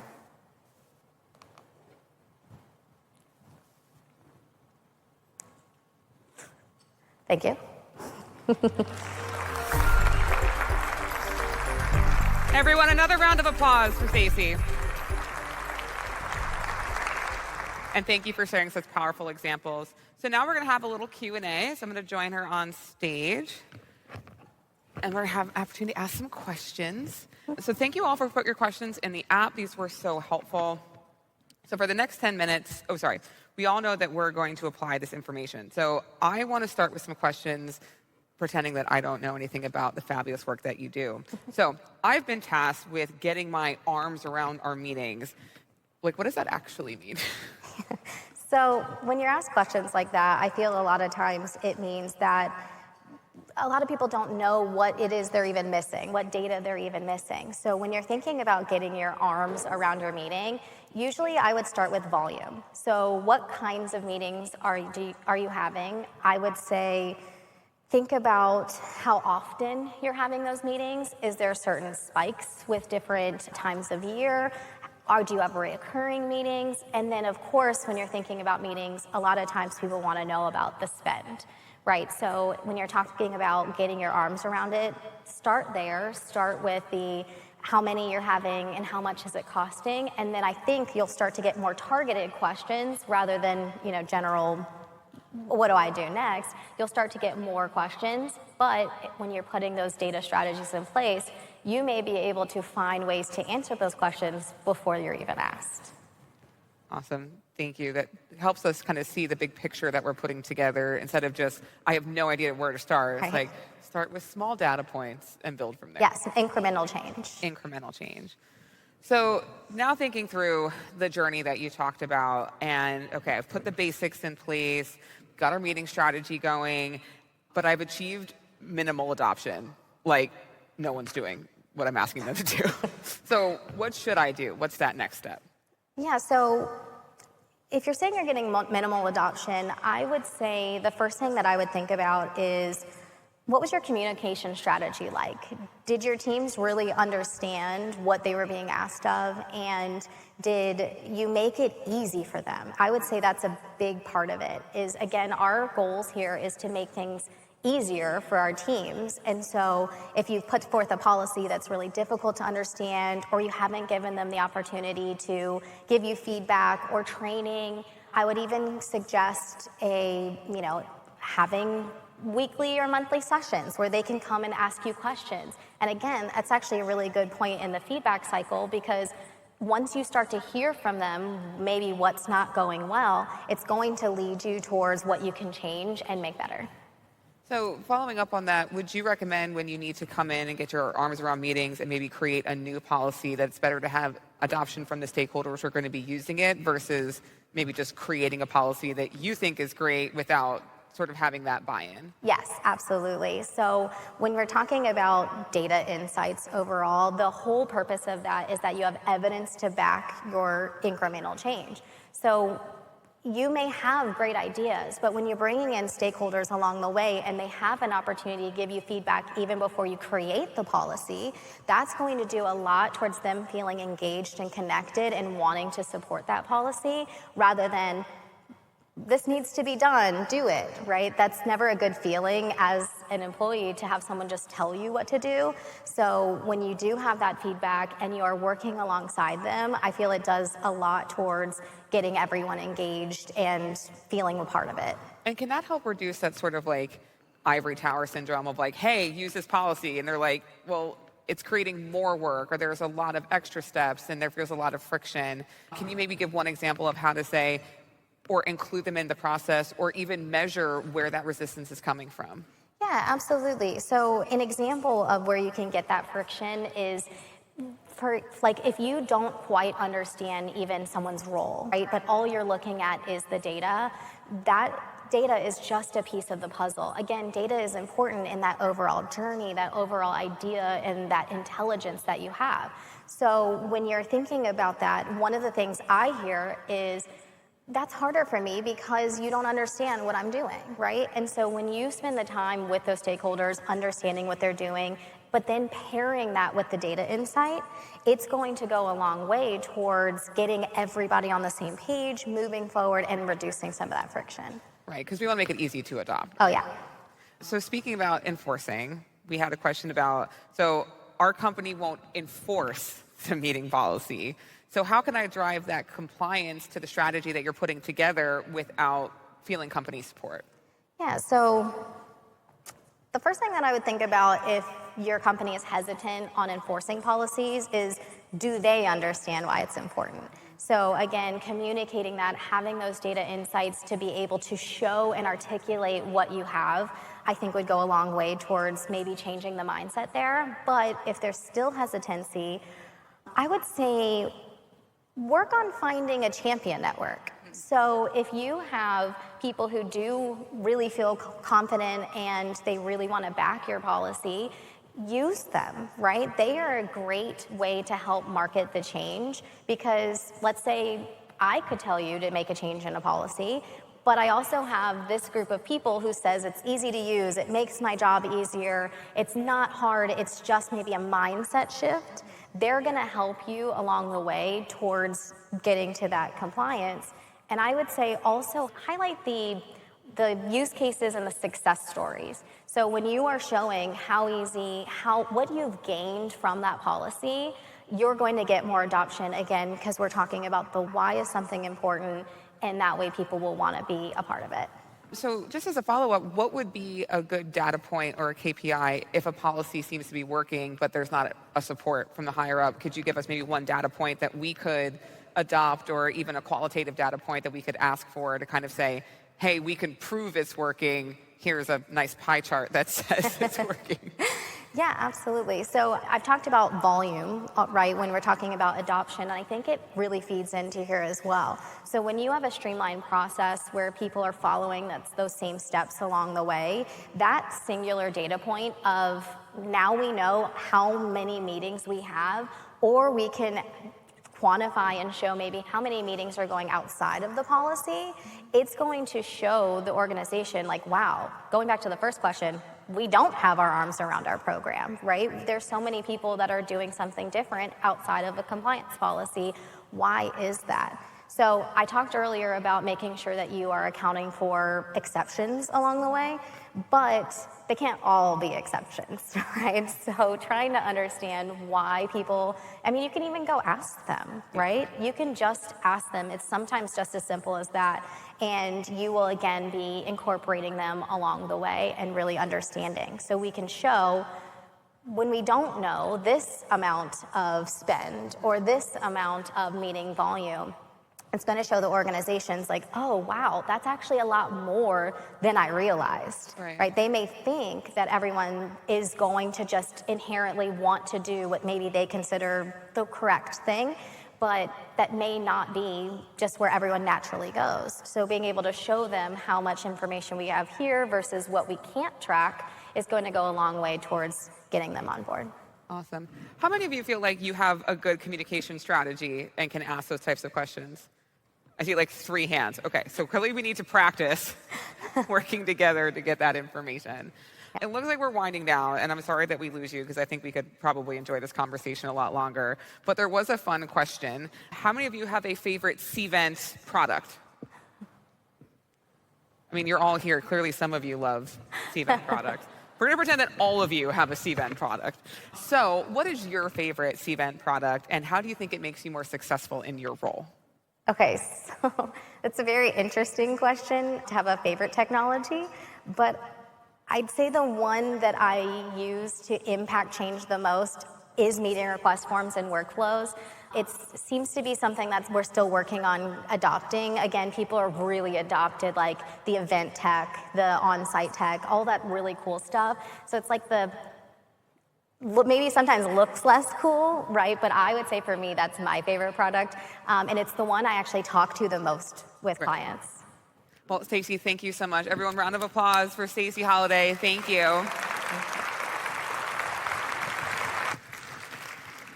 So again, we know how important it is for you to be able to connect with each other and have rich conversations. So for the next 10 minutes, we want all of you to have a chance to talk through what you heard and how you might apply it. Again, on the screens, you're going to see a couple of questions and question prompts for you all to discuss at your table. I know 10 minutes isn't a lot of time to have the robust discussions you've been having, so make sure everyone gets a chance to contribute. And for now, we'll start the timer. Enjoy your discussions.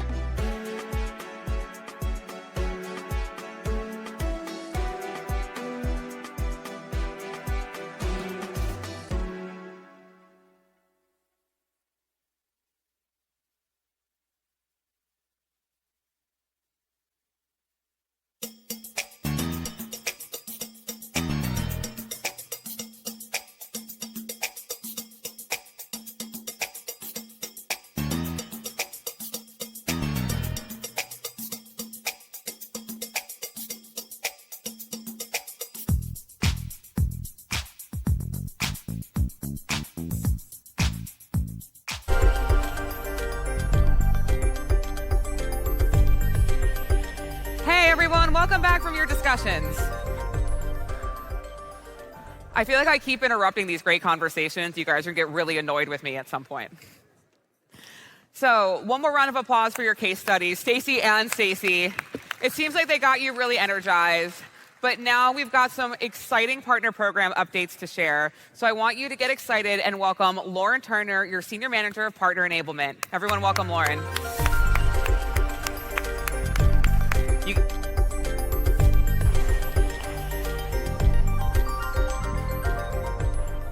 Hello, everybody. Another huge thank you to our Stacy duo. Two powerful examples of what it looks like when partners really lean into the tools and insights at their fingertips. Whether it's standardizing your tech and upskilling your team to drive efficiency, or using data to make smarter and faster decisions, I think it's clear that enablement plays a critical role in business success. And coincidentally, that's what I want to dig into next. I'm thrilled to be here with you today because I think we all know that true partnership requires more than just a great product. It demands a commitment to understanding and clearing a path for each other's success. And our partner enablement team is dedicated to doing just that. Ensuring your work life is as smooth as possible and clearing any roadblocks that might be barriers to your success. We know it's not possible to solve every challenge that you face, but trust us, we are on it, and we're always looking for ways to improve. So what I really want you to take away from today is that we are listening to you.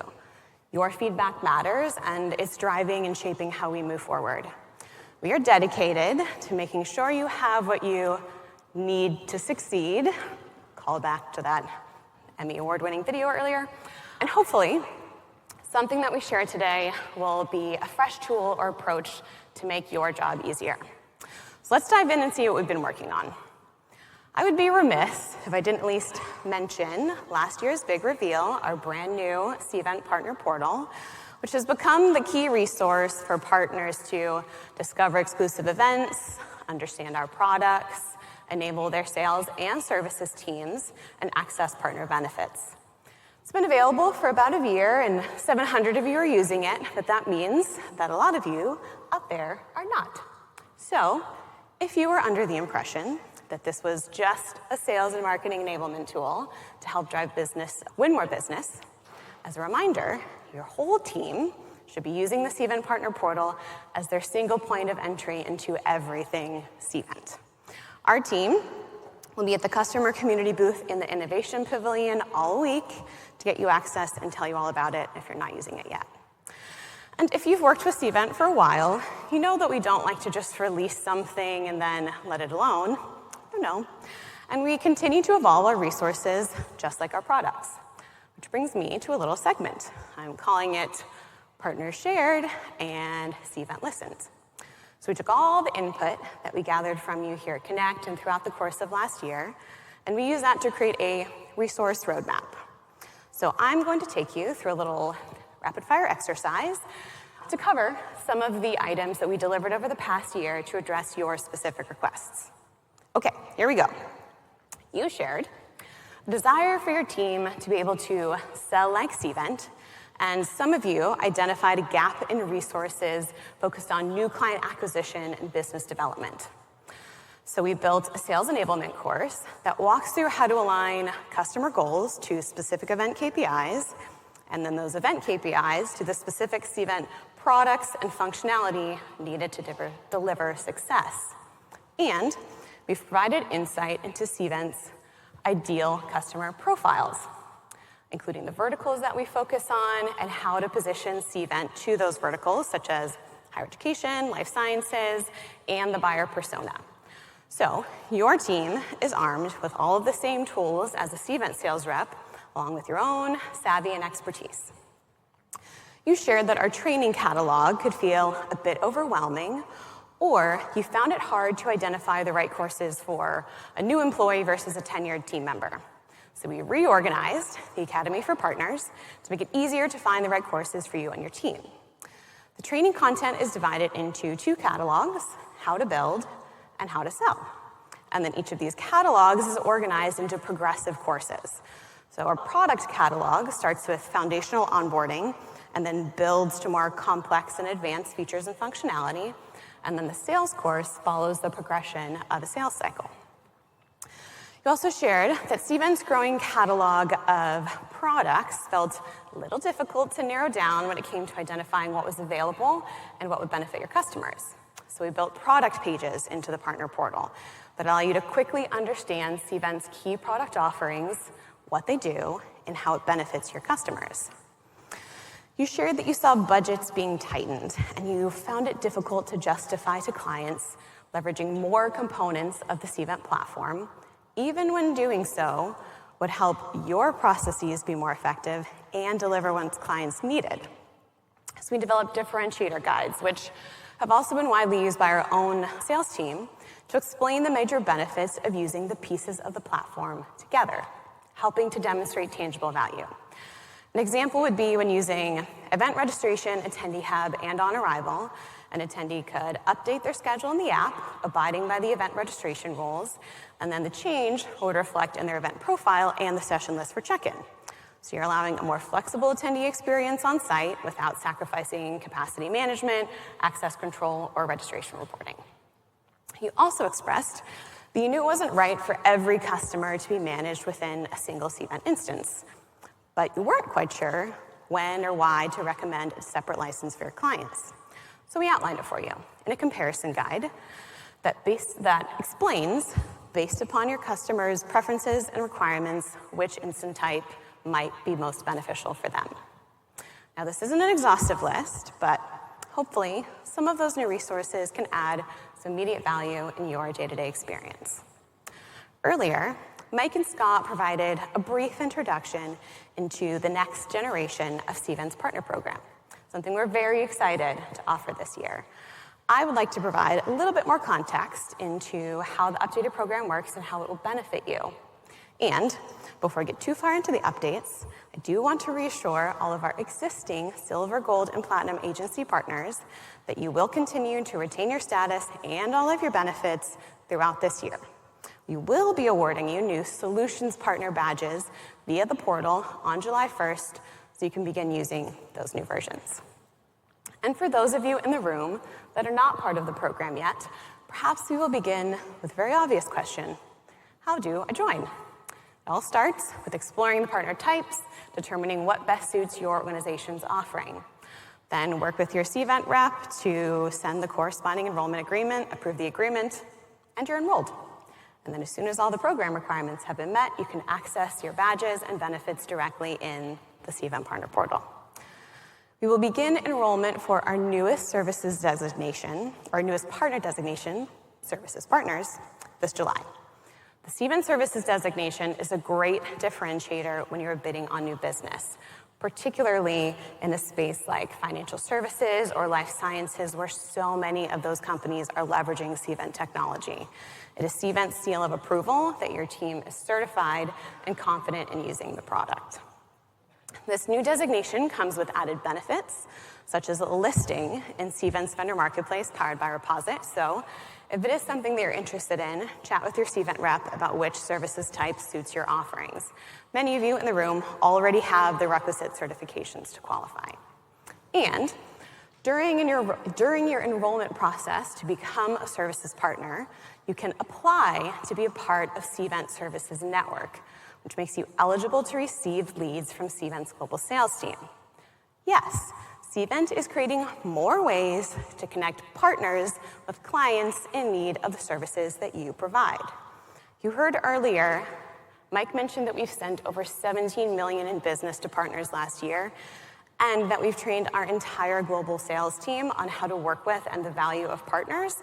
So we're excited to grow that number in 2025 and extend the benefit to an entire network of Cvent Services partners. Now, historically, it's been a little bit difficult for partners to track their eligibility for our programs, and we'd like to change that. Our goal is to provide direct visibility into your program metrics right within the portal, just like checking your status with a preferred airline. And the first step of this is providing access to your active certification counts. So we're building a dashboard in the partner portal, which displays how many employees you have certified in each area of the platform. which equates to your eligibility for each of our services designations and the solution partner tiers. And for any partners that are or plan to be sales partners, be that referral or collaborative, we have also simplified how we work together. Partners can join the referral program with a simple form, and from there you submit the referrals in the partner portal with a brief intake process. Then you can track your leads progression directly in the dashboard. And when the opportunity closes, we will issue a payment automatically. It's really that simple. So we can't review every single detail of the new program here on stage. We have made it all available to you in, you guessed it, it's in the Cvent Partner Portal. If you would like to dig into the details, you can find it all in the Partner Program section of the portal. Additionally, the Cvent team on site is happy to field any questions that you might have. So, what I'm hoping that I and really all of us have made clear is that Cvent is invested in your success, and we will continue to listen and evolve and respond to your needs. Also, we'd love to hear feedback from you. Everything that we've created so far is in direct response to feedback that you've provided.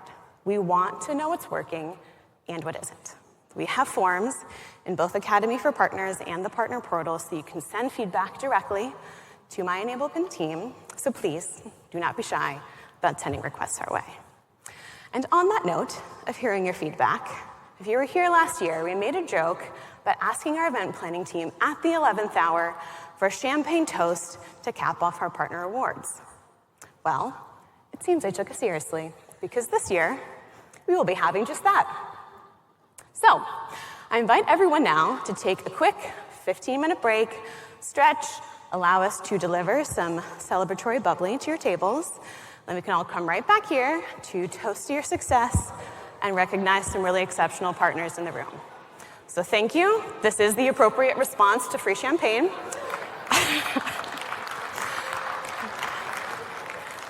So thank you all, and I look forward to raising a glass with you soon.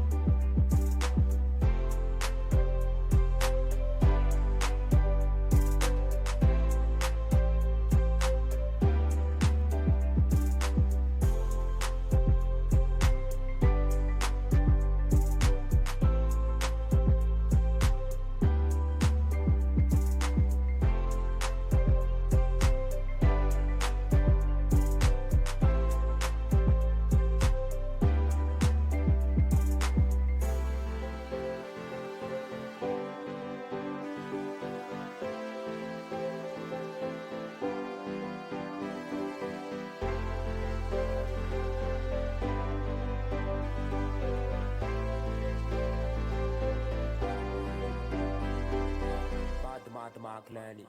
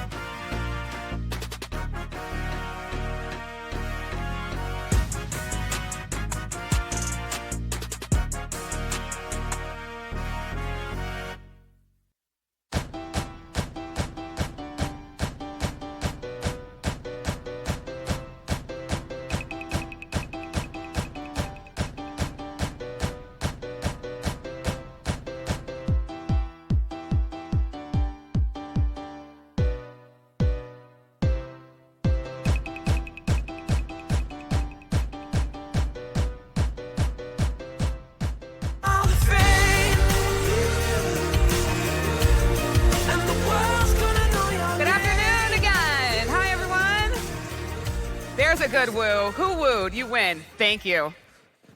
I have a prize for you later. Come find me. Before we get into awards, I know you're all super psyched about them, our friends at ChargeFuse have asked me to remind you that the chargers on the tables are yours to keep. Apparently everyone keeps trying to give them back.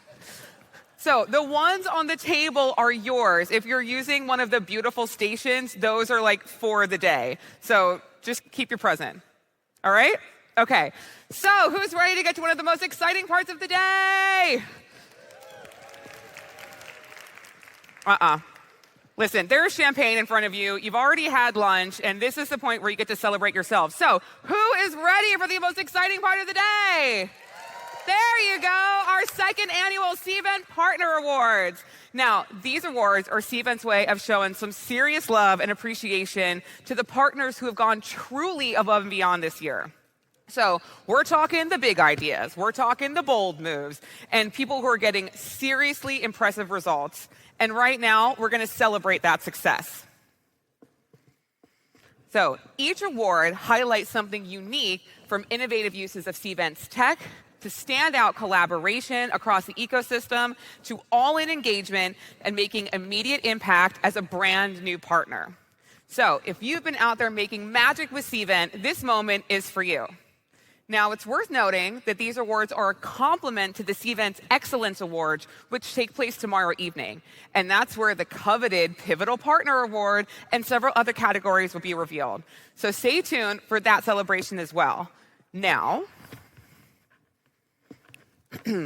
before we dive in, we're not going to make you wait till the end to raise this glass as a mission-critical element to today's celebration. So we're going to award and celebrate all of our guests now. So your hustle, creativity, and commitment are what power this ecosystem. And today, you deserve to be celebrated. So everyone can raise your glass and cheers to all of the nominees and the winners. Clinkies. Cheers. Thank you, Stacey. I don't often get to drink a glass of champagne on stage. That was lovely. Thank you, award winners. So, winners, if your name is announced, we'd like you to come to this side of the stage for your photo and recognition from your peers.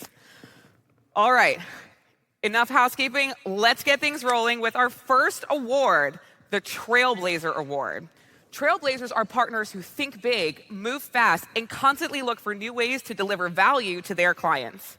They're innovators, the out-of-the-box thinkers, and they're the ones who set the bar higher for the rest of us. And the nominees for this year's Trailblazers are BW Events, BCD Meetings and Events, MCI, and DeMars Meeting and Events. And the winner is MCI.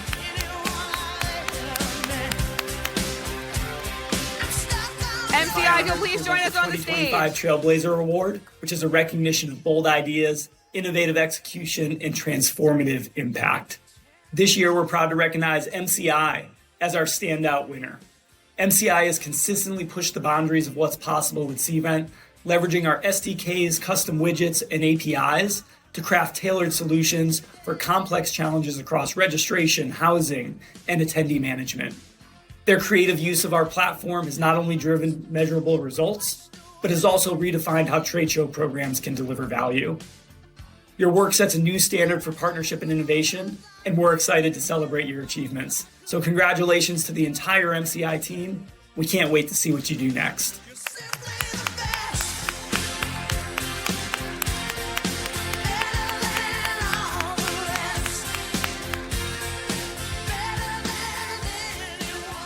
Congratulations, MCI. Our next award is the Ecosystem Champion. The Ecosystem Champion honors a partner who thrives on collaboration, not just with Cvent, but across the entire partner network to create integrated, seamless solutions that drive value for clients. The nominees are Session Board, EMC Meetings and Events, 160/90, and Walls.io. And the winner of the Ecosystem Champion Award is Session Board.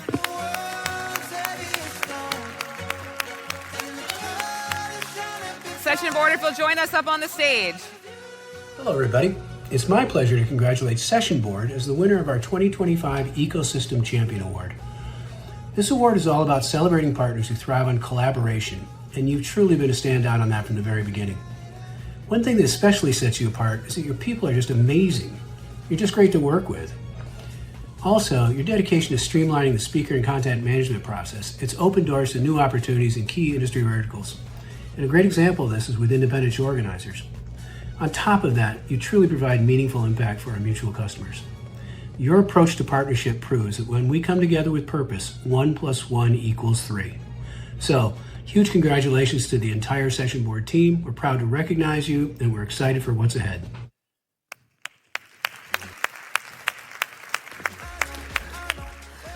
So a virtual congratulations to our friends at Session Board. We look forward to celebrating you later. So next is our Excellence in Engagement Award, which goes to a partner who shows up, leans in, and truly maximizes everything the Cvent program has to offer. So from training and events to resources and support.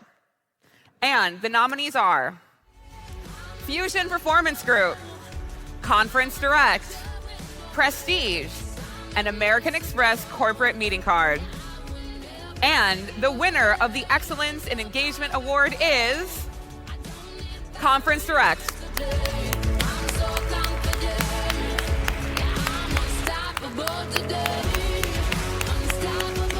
A huge, shall I dare say Texas-sized, congratulations Conference Direct team on being named the winner of our 2025 Excellence in Engagement Award.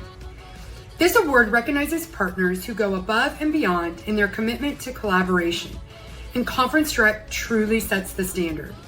Your team is deeply engaged across the board, consistently offering thoughtful, actionable insights that have helped shape Cvent's platform and enhance the way we serve clients together. From using our partner portal consistently to delivering creative client solutions with custom code widgets and so much more, your innovation and feedback have been instrumental in streamlining processes and driving platform improvements across multiple products. Your commitment to training and certification speaks volumes about your dedication to staying sharp and delivering even greater value for your clients. Whether it's championing adoption, offering valuable product feedback, or collaborating with our teams on SMM growth opportunities, you show up, you contribute, and you lead. We're incredibly grateful for your partnership and proud to recognize your impact with this award. Congratulations again to the entire Conference Direct team.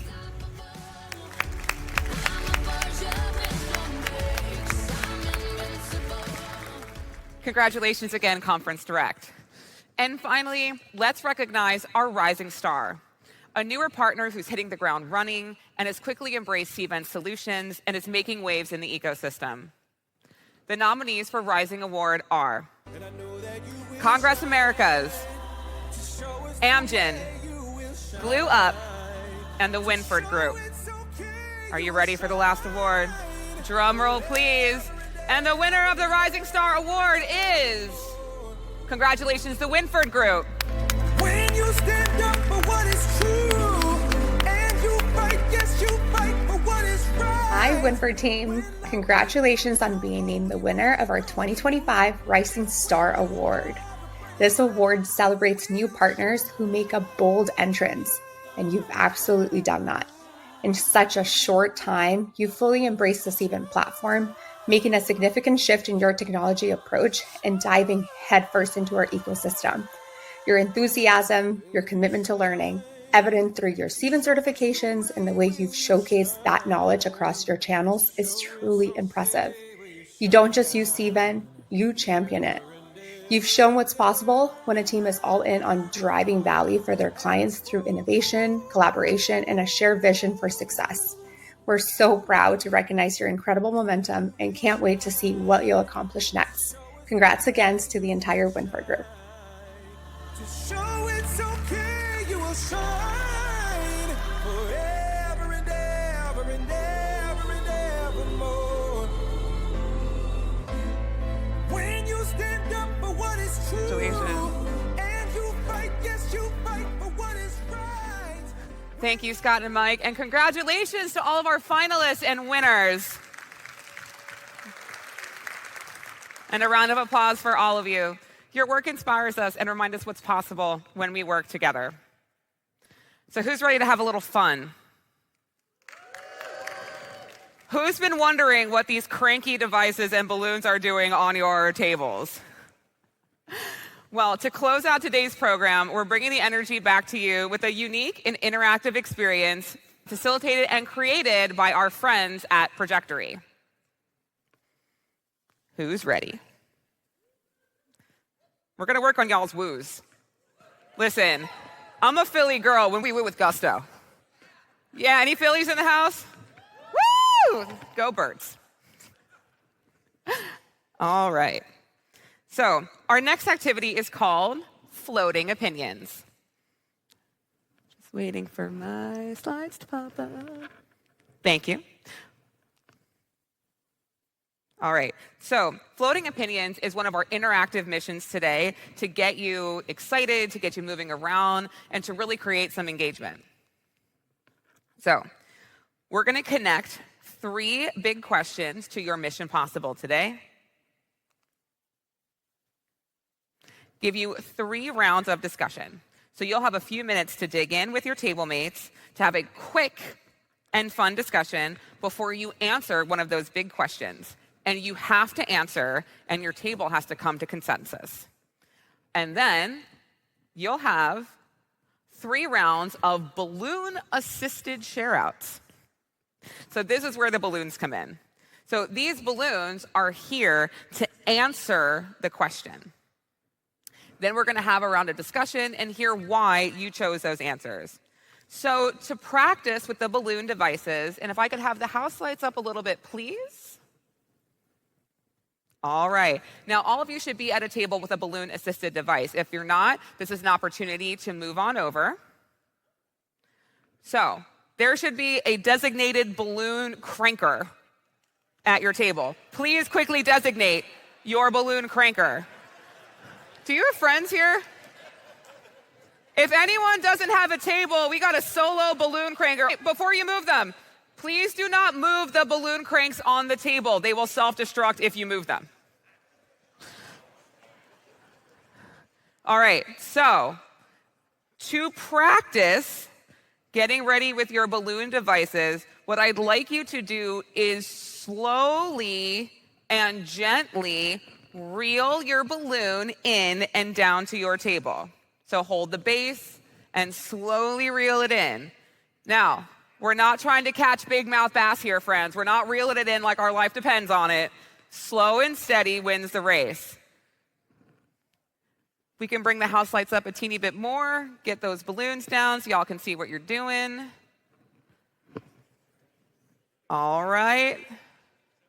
Slow and steady, slow and steady.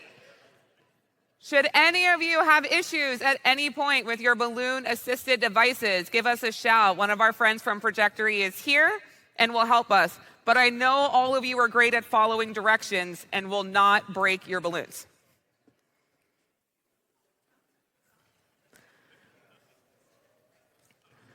So again, as a point of order, the balloon devices have been placed specifically on your tables in their position for a reason. If you look up, you might realize what that reason is. So please don't move your balloon-assisted devices. All right, are you ready for floating opinions? Okay, so all of you need to be at the same level. So my friend's still floating over here. Slow and steady. I got 2 more. Right here in the middle, get them all the way down. All the way down, keep going. All right. So I'm going to read 4 questions that have 4 answers. And I'll give you some more instructions along the way, but what we want you to do is be able to answer those questions with your team. Are you ready for number 1?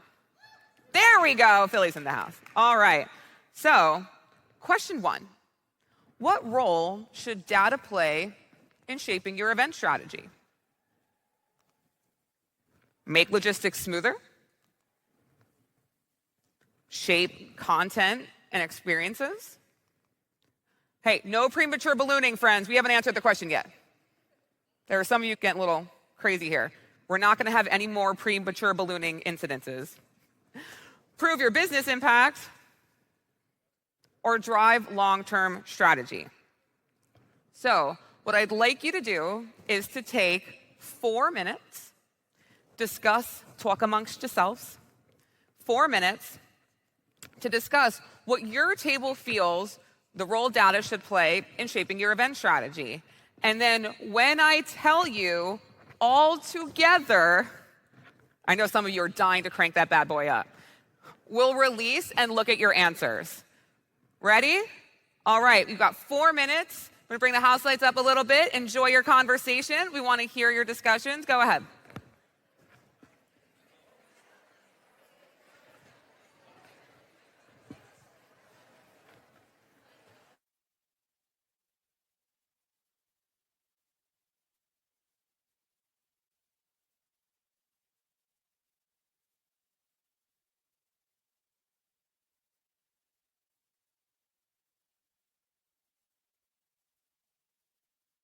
No premature ballooning, friends. We haven't released you yet. Crank those bad boys back down. I see you.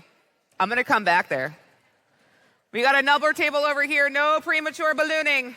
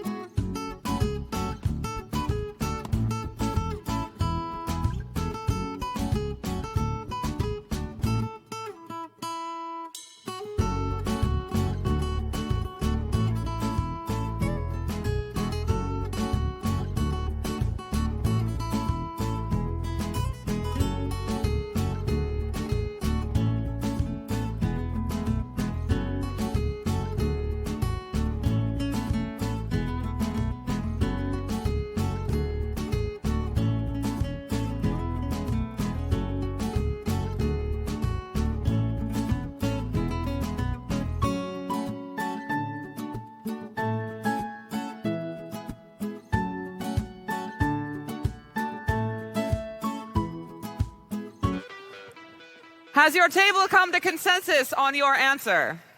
Okay. Now, I was asked a few times, is it a race?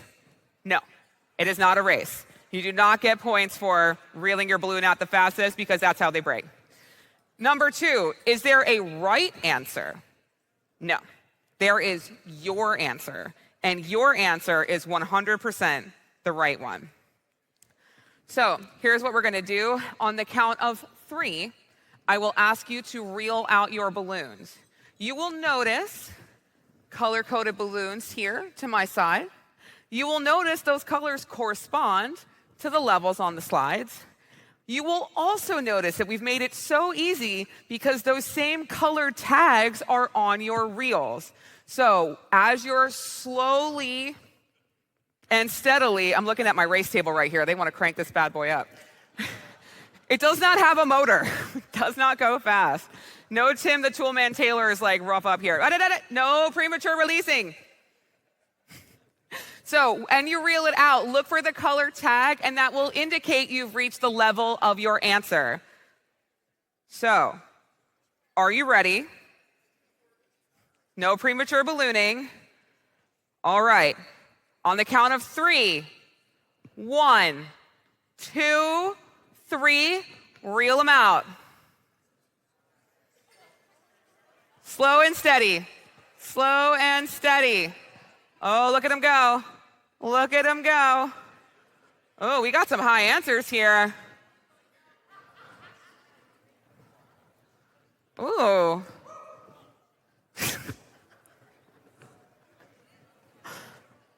All right. If you haven't finished up, it's about that time. Slow and steadies.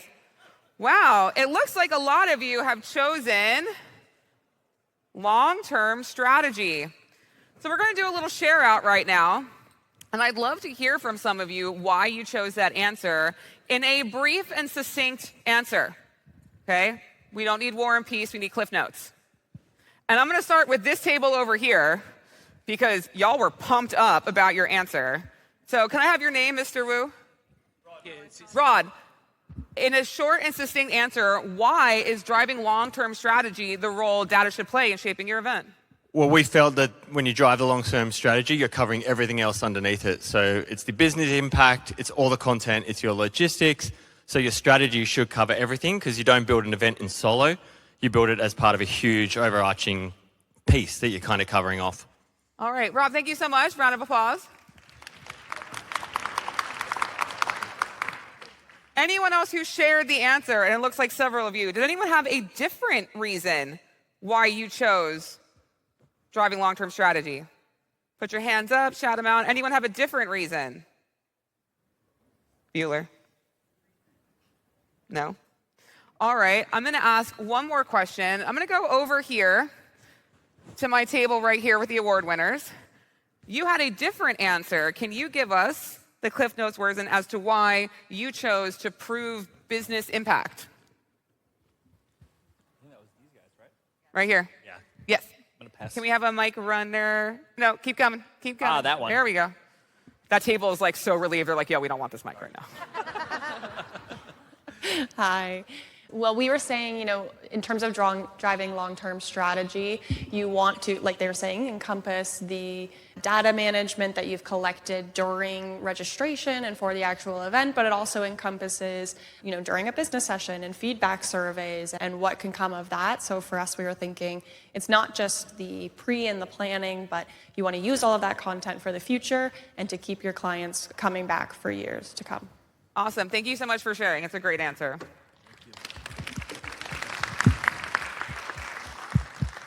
All right, so I think we've gotten the hang of floating opinions. The test will be, can you slowly reel your balloons back in so we can get ready for question number 2? I love that someone just grumbled about bringing the balloon back in.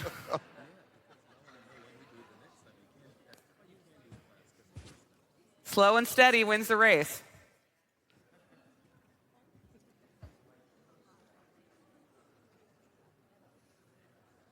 It's also so fun to watch you all reel balloons in. It's like, this is so nice. When's the last time you played with balloons at a professional event? Yeah, exactly. All right. Now, I know there were several tables. I'm looking back here somewhere. You guys were real balloon happy. You guys are still balloon happy. Keep going. Get it all the way down. We all got to start at the same place because then someone's going to think you're cheating. But there is no cheating. So your second question, floating opinions, is what would you prioritize when building a resilient team? Cross-training across roles, clear documentation, you heard a little bit about that earlier, specialists who go deep, or a central support team. So I'd like you to take 4 to 5 minutes and talk amongst yourselves. What would you prioritize when building a resilient event team? And no premature ballooning. We'll do it together at the end of 4 minutes. All right? 4 minutes on the clock. Ready, go.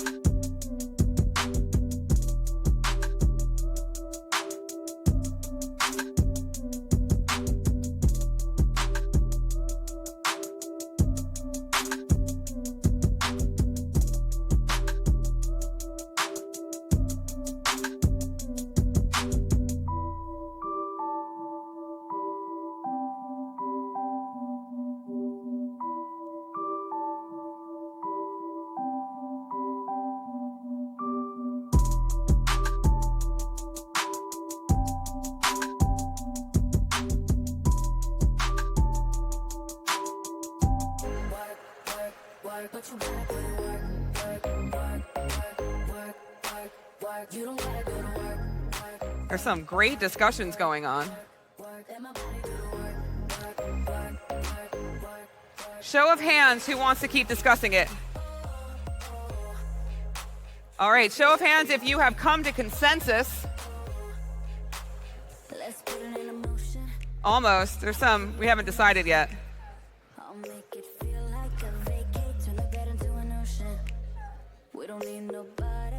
All right, I'll give you 10 more seconds. I see you playing with the balloon here. There's premature ballooning happening. Reel them back in. Just so you know, I can see all of your balloons from here.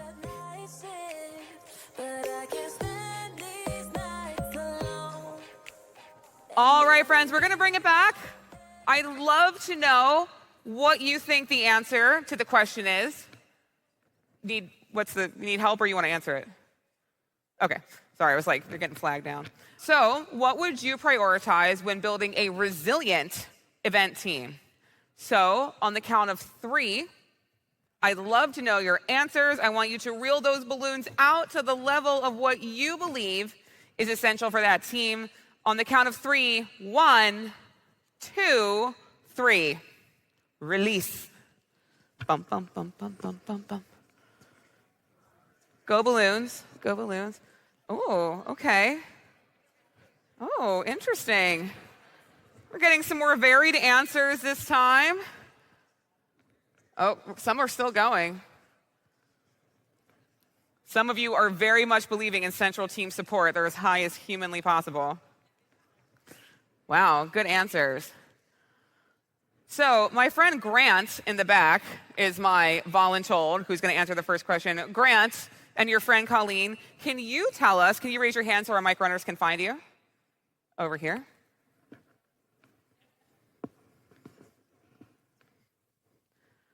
So Grant and Colleen, what would you prioritize when building a resilient event team? We thought that a central support team was number one because everybody has the same idea that way. And when they're supporting the event, it makes sense to have everybody of the same mind. Awesome. Thank you so much for sharing. There you go. That's lovely partner support. Now, I'd love to get another answer, and I believe, were you flagging me down for an answer? I was. Do you still want to? Sure. Okay. Do we have an answer here? All right, sorry. What is your name? And you guys chose clear documentation?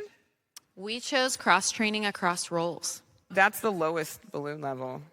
You've missed, your cranker is fired. We're at blue. That's blue. It's level 0. All right. Sorry, I'm also blinded by the lights up here. You can sing along. So cross-training across roles. Thank you, friends. Why is cross-training across roles the priority when building a resilient event team? We feel like we would prioritize this because we don't want to just depend on one sole person to help us if there's a fire. If we need to go to Leah, for example, to help us with whatever it may be, we don't want to have to feel like we have to wait on her. Someone who is cross-trained in all the roles would help us be a successful event team. Awesome. Thank you for sharing. Congratulations. Thanks for sharing. Last one. Who has a completely different opinion? Boom, right here. She wanted to share real hard. No, you have to speak. You were serious about this. She wanted me to talk. Oh, okay. You go ahead. That's a tag team effort to Yeah, get it the was. attention. So which level did you choose and why? We chose the second level, which is documentation, because I don't think you could have any of the other ones without having clear documentation.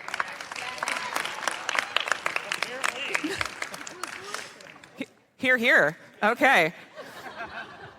So I guess we're my clear documentation friends. How many people don't clearly document and still think their answers are right? A friend in the back, she was like, we don't document anything and we're the best. She's strong in her opinion. All right, friends, well, clearly we know what we're doing, and I'm loving this discussion. I hope you're really enjoying it. So it's time to reel those balloons back in. Slow and steady. Slow and steady.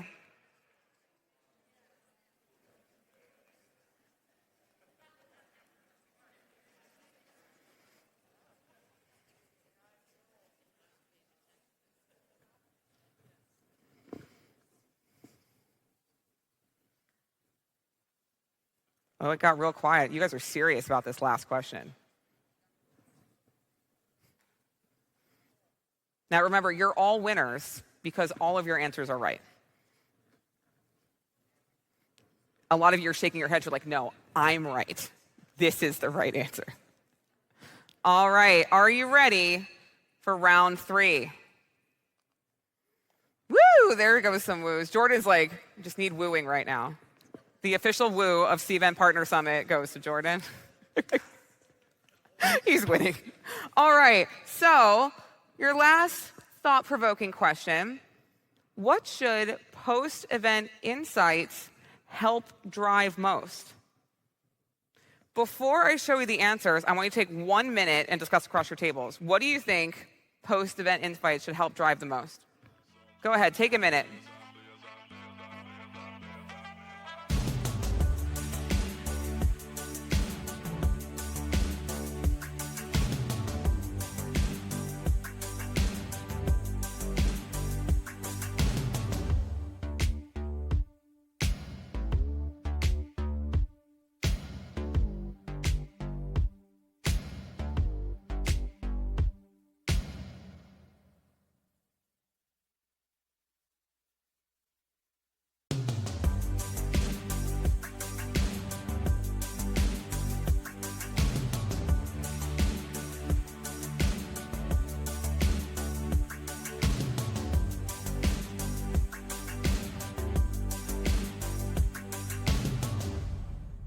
All right, so how many of you think you know the answer?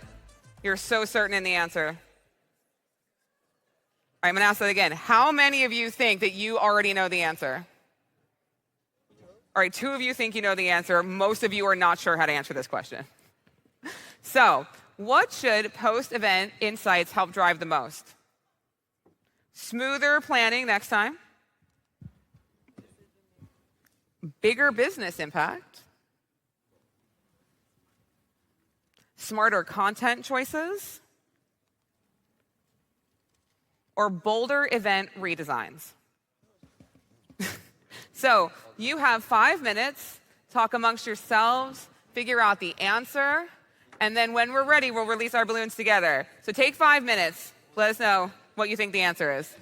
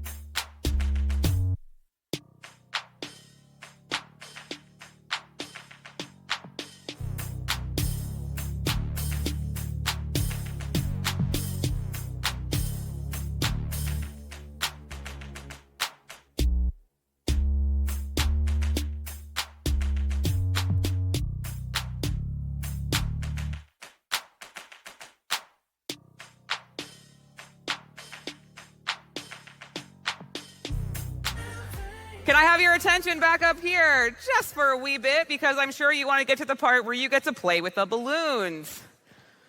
All right, that was a lot of rich discussion. I heard some tables are more aligned on their answer than others. So I'd love to hear, what should post-event insights help drive the most? So on the count of 3, not before. All right, ready? You're going to release your balloons. 1, 2, 2.5. Oh, I got you. All right, on the count of 3, 1, 2, 3, release those balloons. Let's see what your answers are.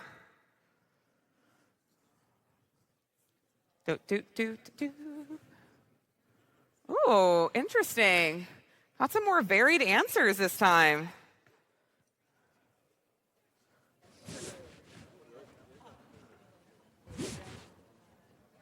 Okay. Oh, we're still going. We're still thinking.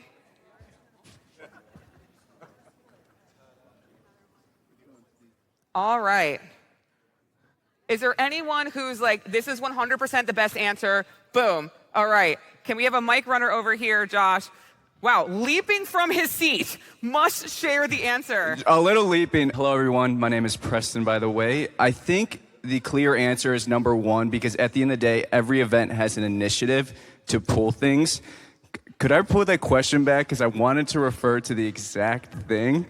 It was the insights. So at the end of the day, for a bigger business impact, every event has a main mission, and it's not always going to be revenue-based, because if there's a non-for-profit, it could be for membership or it could be for exposure.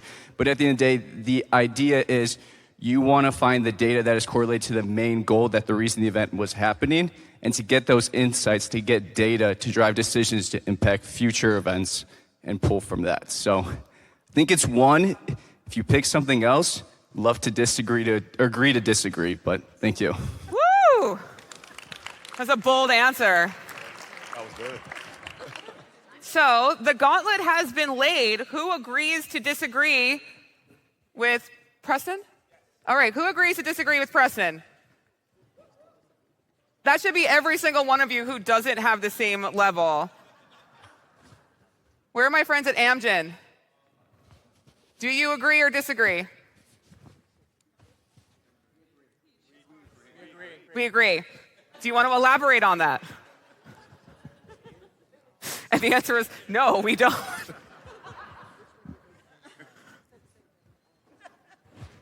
What? Oh, you're scared not to agree. President, you have scared this table into changing their answer.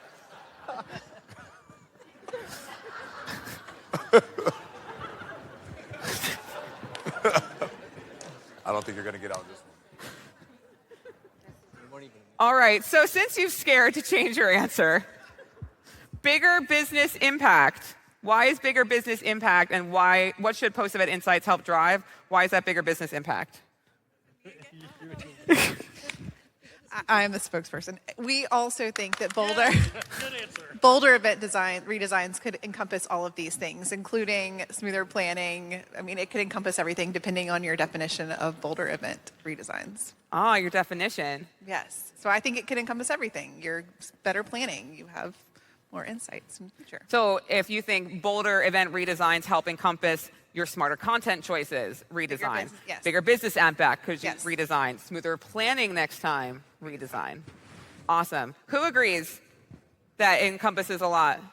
Ooh, smart opinion over here. Can I get a mic runner to this awesome table? One more thought, either why their answer is right or wrong. About which one? Oh, do you agree, disagree, and why their answer is right or wrong, or why are you right? We agreed with that, with the bolder event redesigns for exactly that, because it encompasses all the parts. And if your show increased in capacity, you'd be able to move it to a different, like you'd have to re-event that design of everything it impacts. Fantastic. Thank you so much for sharing. And congratulations to all of you for enjoying Floating Opinions. Wow.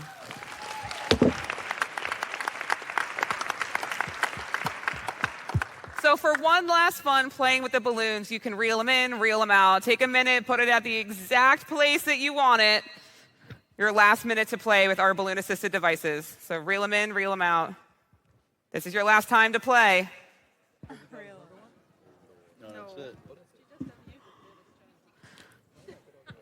You could totally tell who the playful ones are because they are diving for that reel. Some of you are like, meh, balloons, so over it. I just want to pop it. Tell me you went to a Catholic school without saying. Show of hands, who really had fun playing with the balloons? There you go. So thank you one more time to our friends at Projectory for both sponsoring and creating this unique and bespoke exercise for you here at Cvent Partner Summit. Yes. So everything here today was designed specifically for you, and we hope you enjoyed your experience. And so agents, it's that time. Amazing work today that's bringing us to the end of today's Partner Summit. Aw.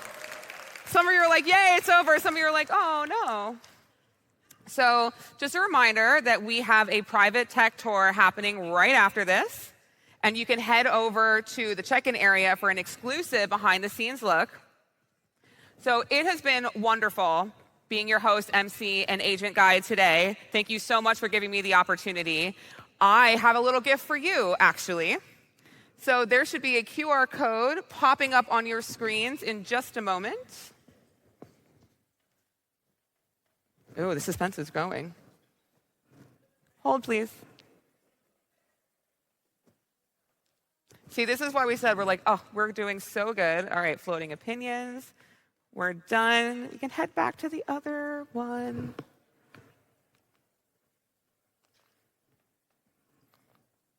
Bueller? Well, anyway, let me tell you what's on that QR code. We'll back up for a second. So I am a professional event designer by trade, and I know a lot of you do events, you work with partners, and you're part of one of the most powerful ecosystems in the Cvent family. So I created a little playbook for you as a gift from me to you to help spark more engagement and creativity at your events. So please go ahead and scan that QR code to receive your gift. Again, it's a little 2-page playbook to remind you how to spark creativity, conversations, and engagement. Yeah. Woohoo! We're getting the woos. Jordan, can you just lead us in one more woo? Can you just stand up? All right, 3, 2, 1. Woo! So thank you again for showing up, for leaning in, and for powering this incredible partner ecosystem. So we'd like to leave you with one more final mission update. Let's take a look. Agents,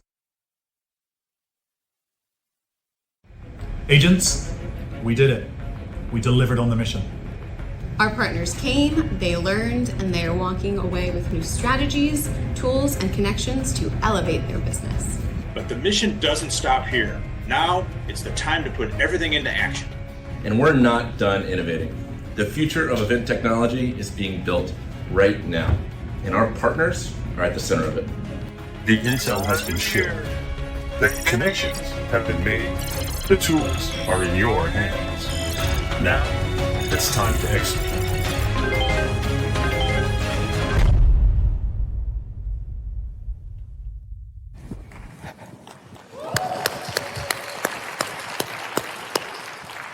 Good afternoon, agents. Mission accomplished. My name is Chuck Gura. I'm co-founder and president of sales and marketing at Cvent. What an incredible day. Let me start with the most important thing, and that is a thank you to all of you. Thank you for showing up. Thank you for your partnership. And thank you for being part of this powerhouse ecosystem that we build together. You know, as a co-founder and president of the company, I want you to know what an important and poignant day this is for all of us at Cvent.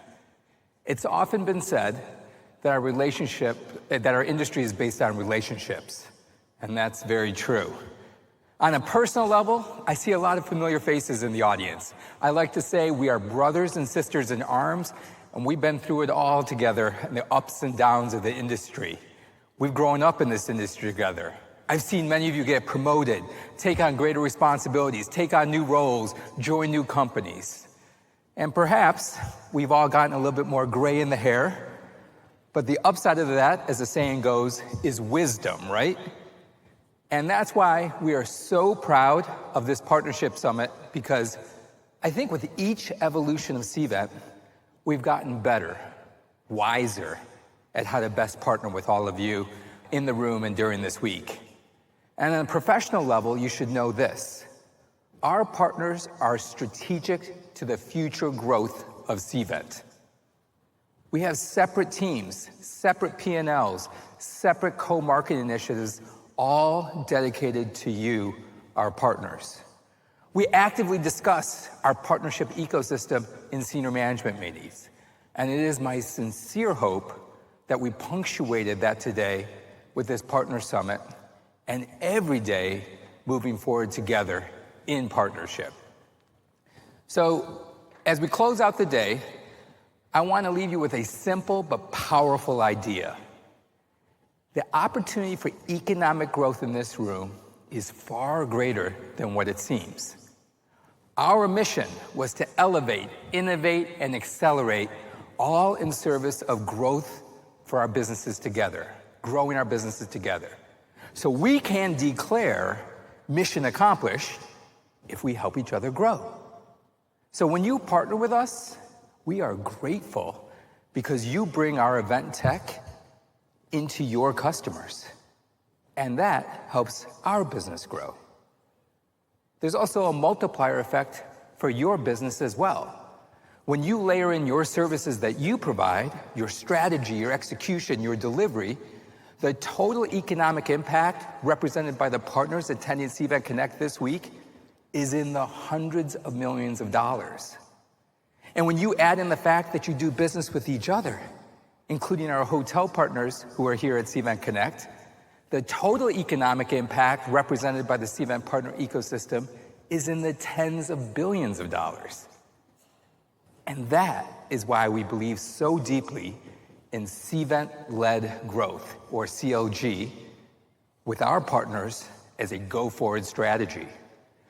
So if you're the C-level, or you go into a meeting with your C-level, and the inevitable question comes and gets asked, hey, how can we grow more? Or with this economic uncertainty in the world, what can we do to shore up our growth and sustain our company? It's my hope and goal, because of what you've seen here today, that you can say knee-jerk out loud, Cvent-led growth. Let's call our Cvent team and strategize what more we can do together as partners.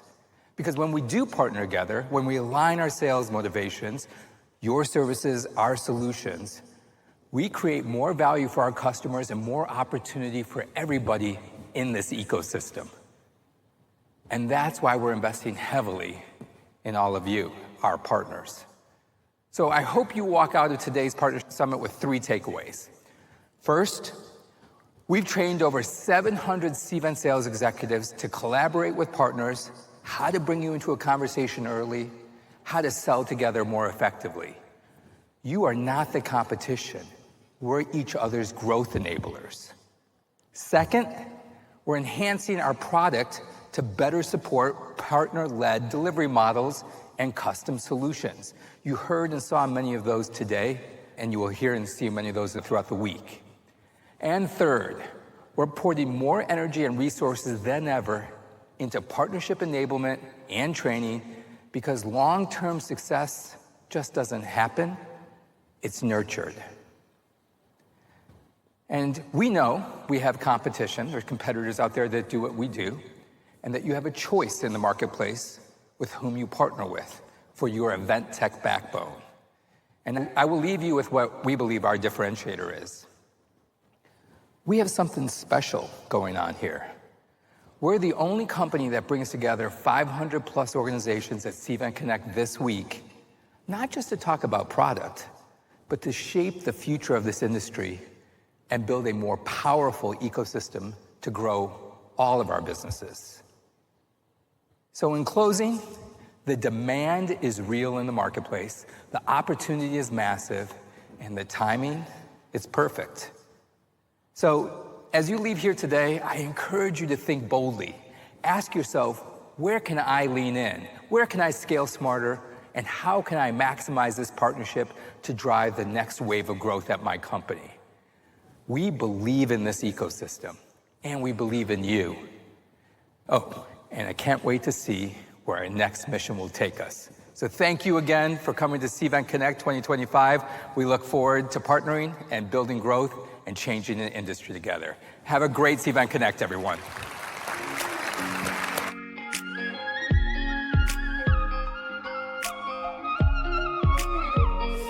Here in this room, I'm chasing down my demons. I can hear them breathing, but who knew you would be my comfort? You can bring the healing. Well, if my friend's gonna let me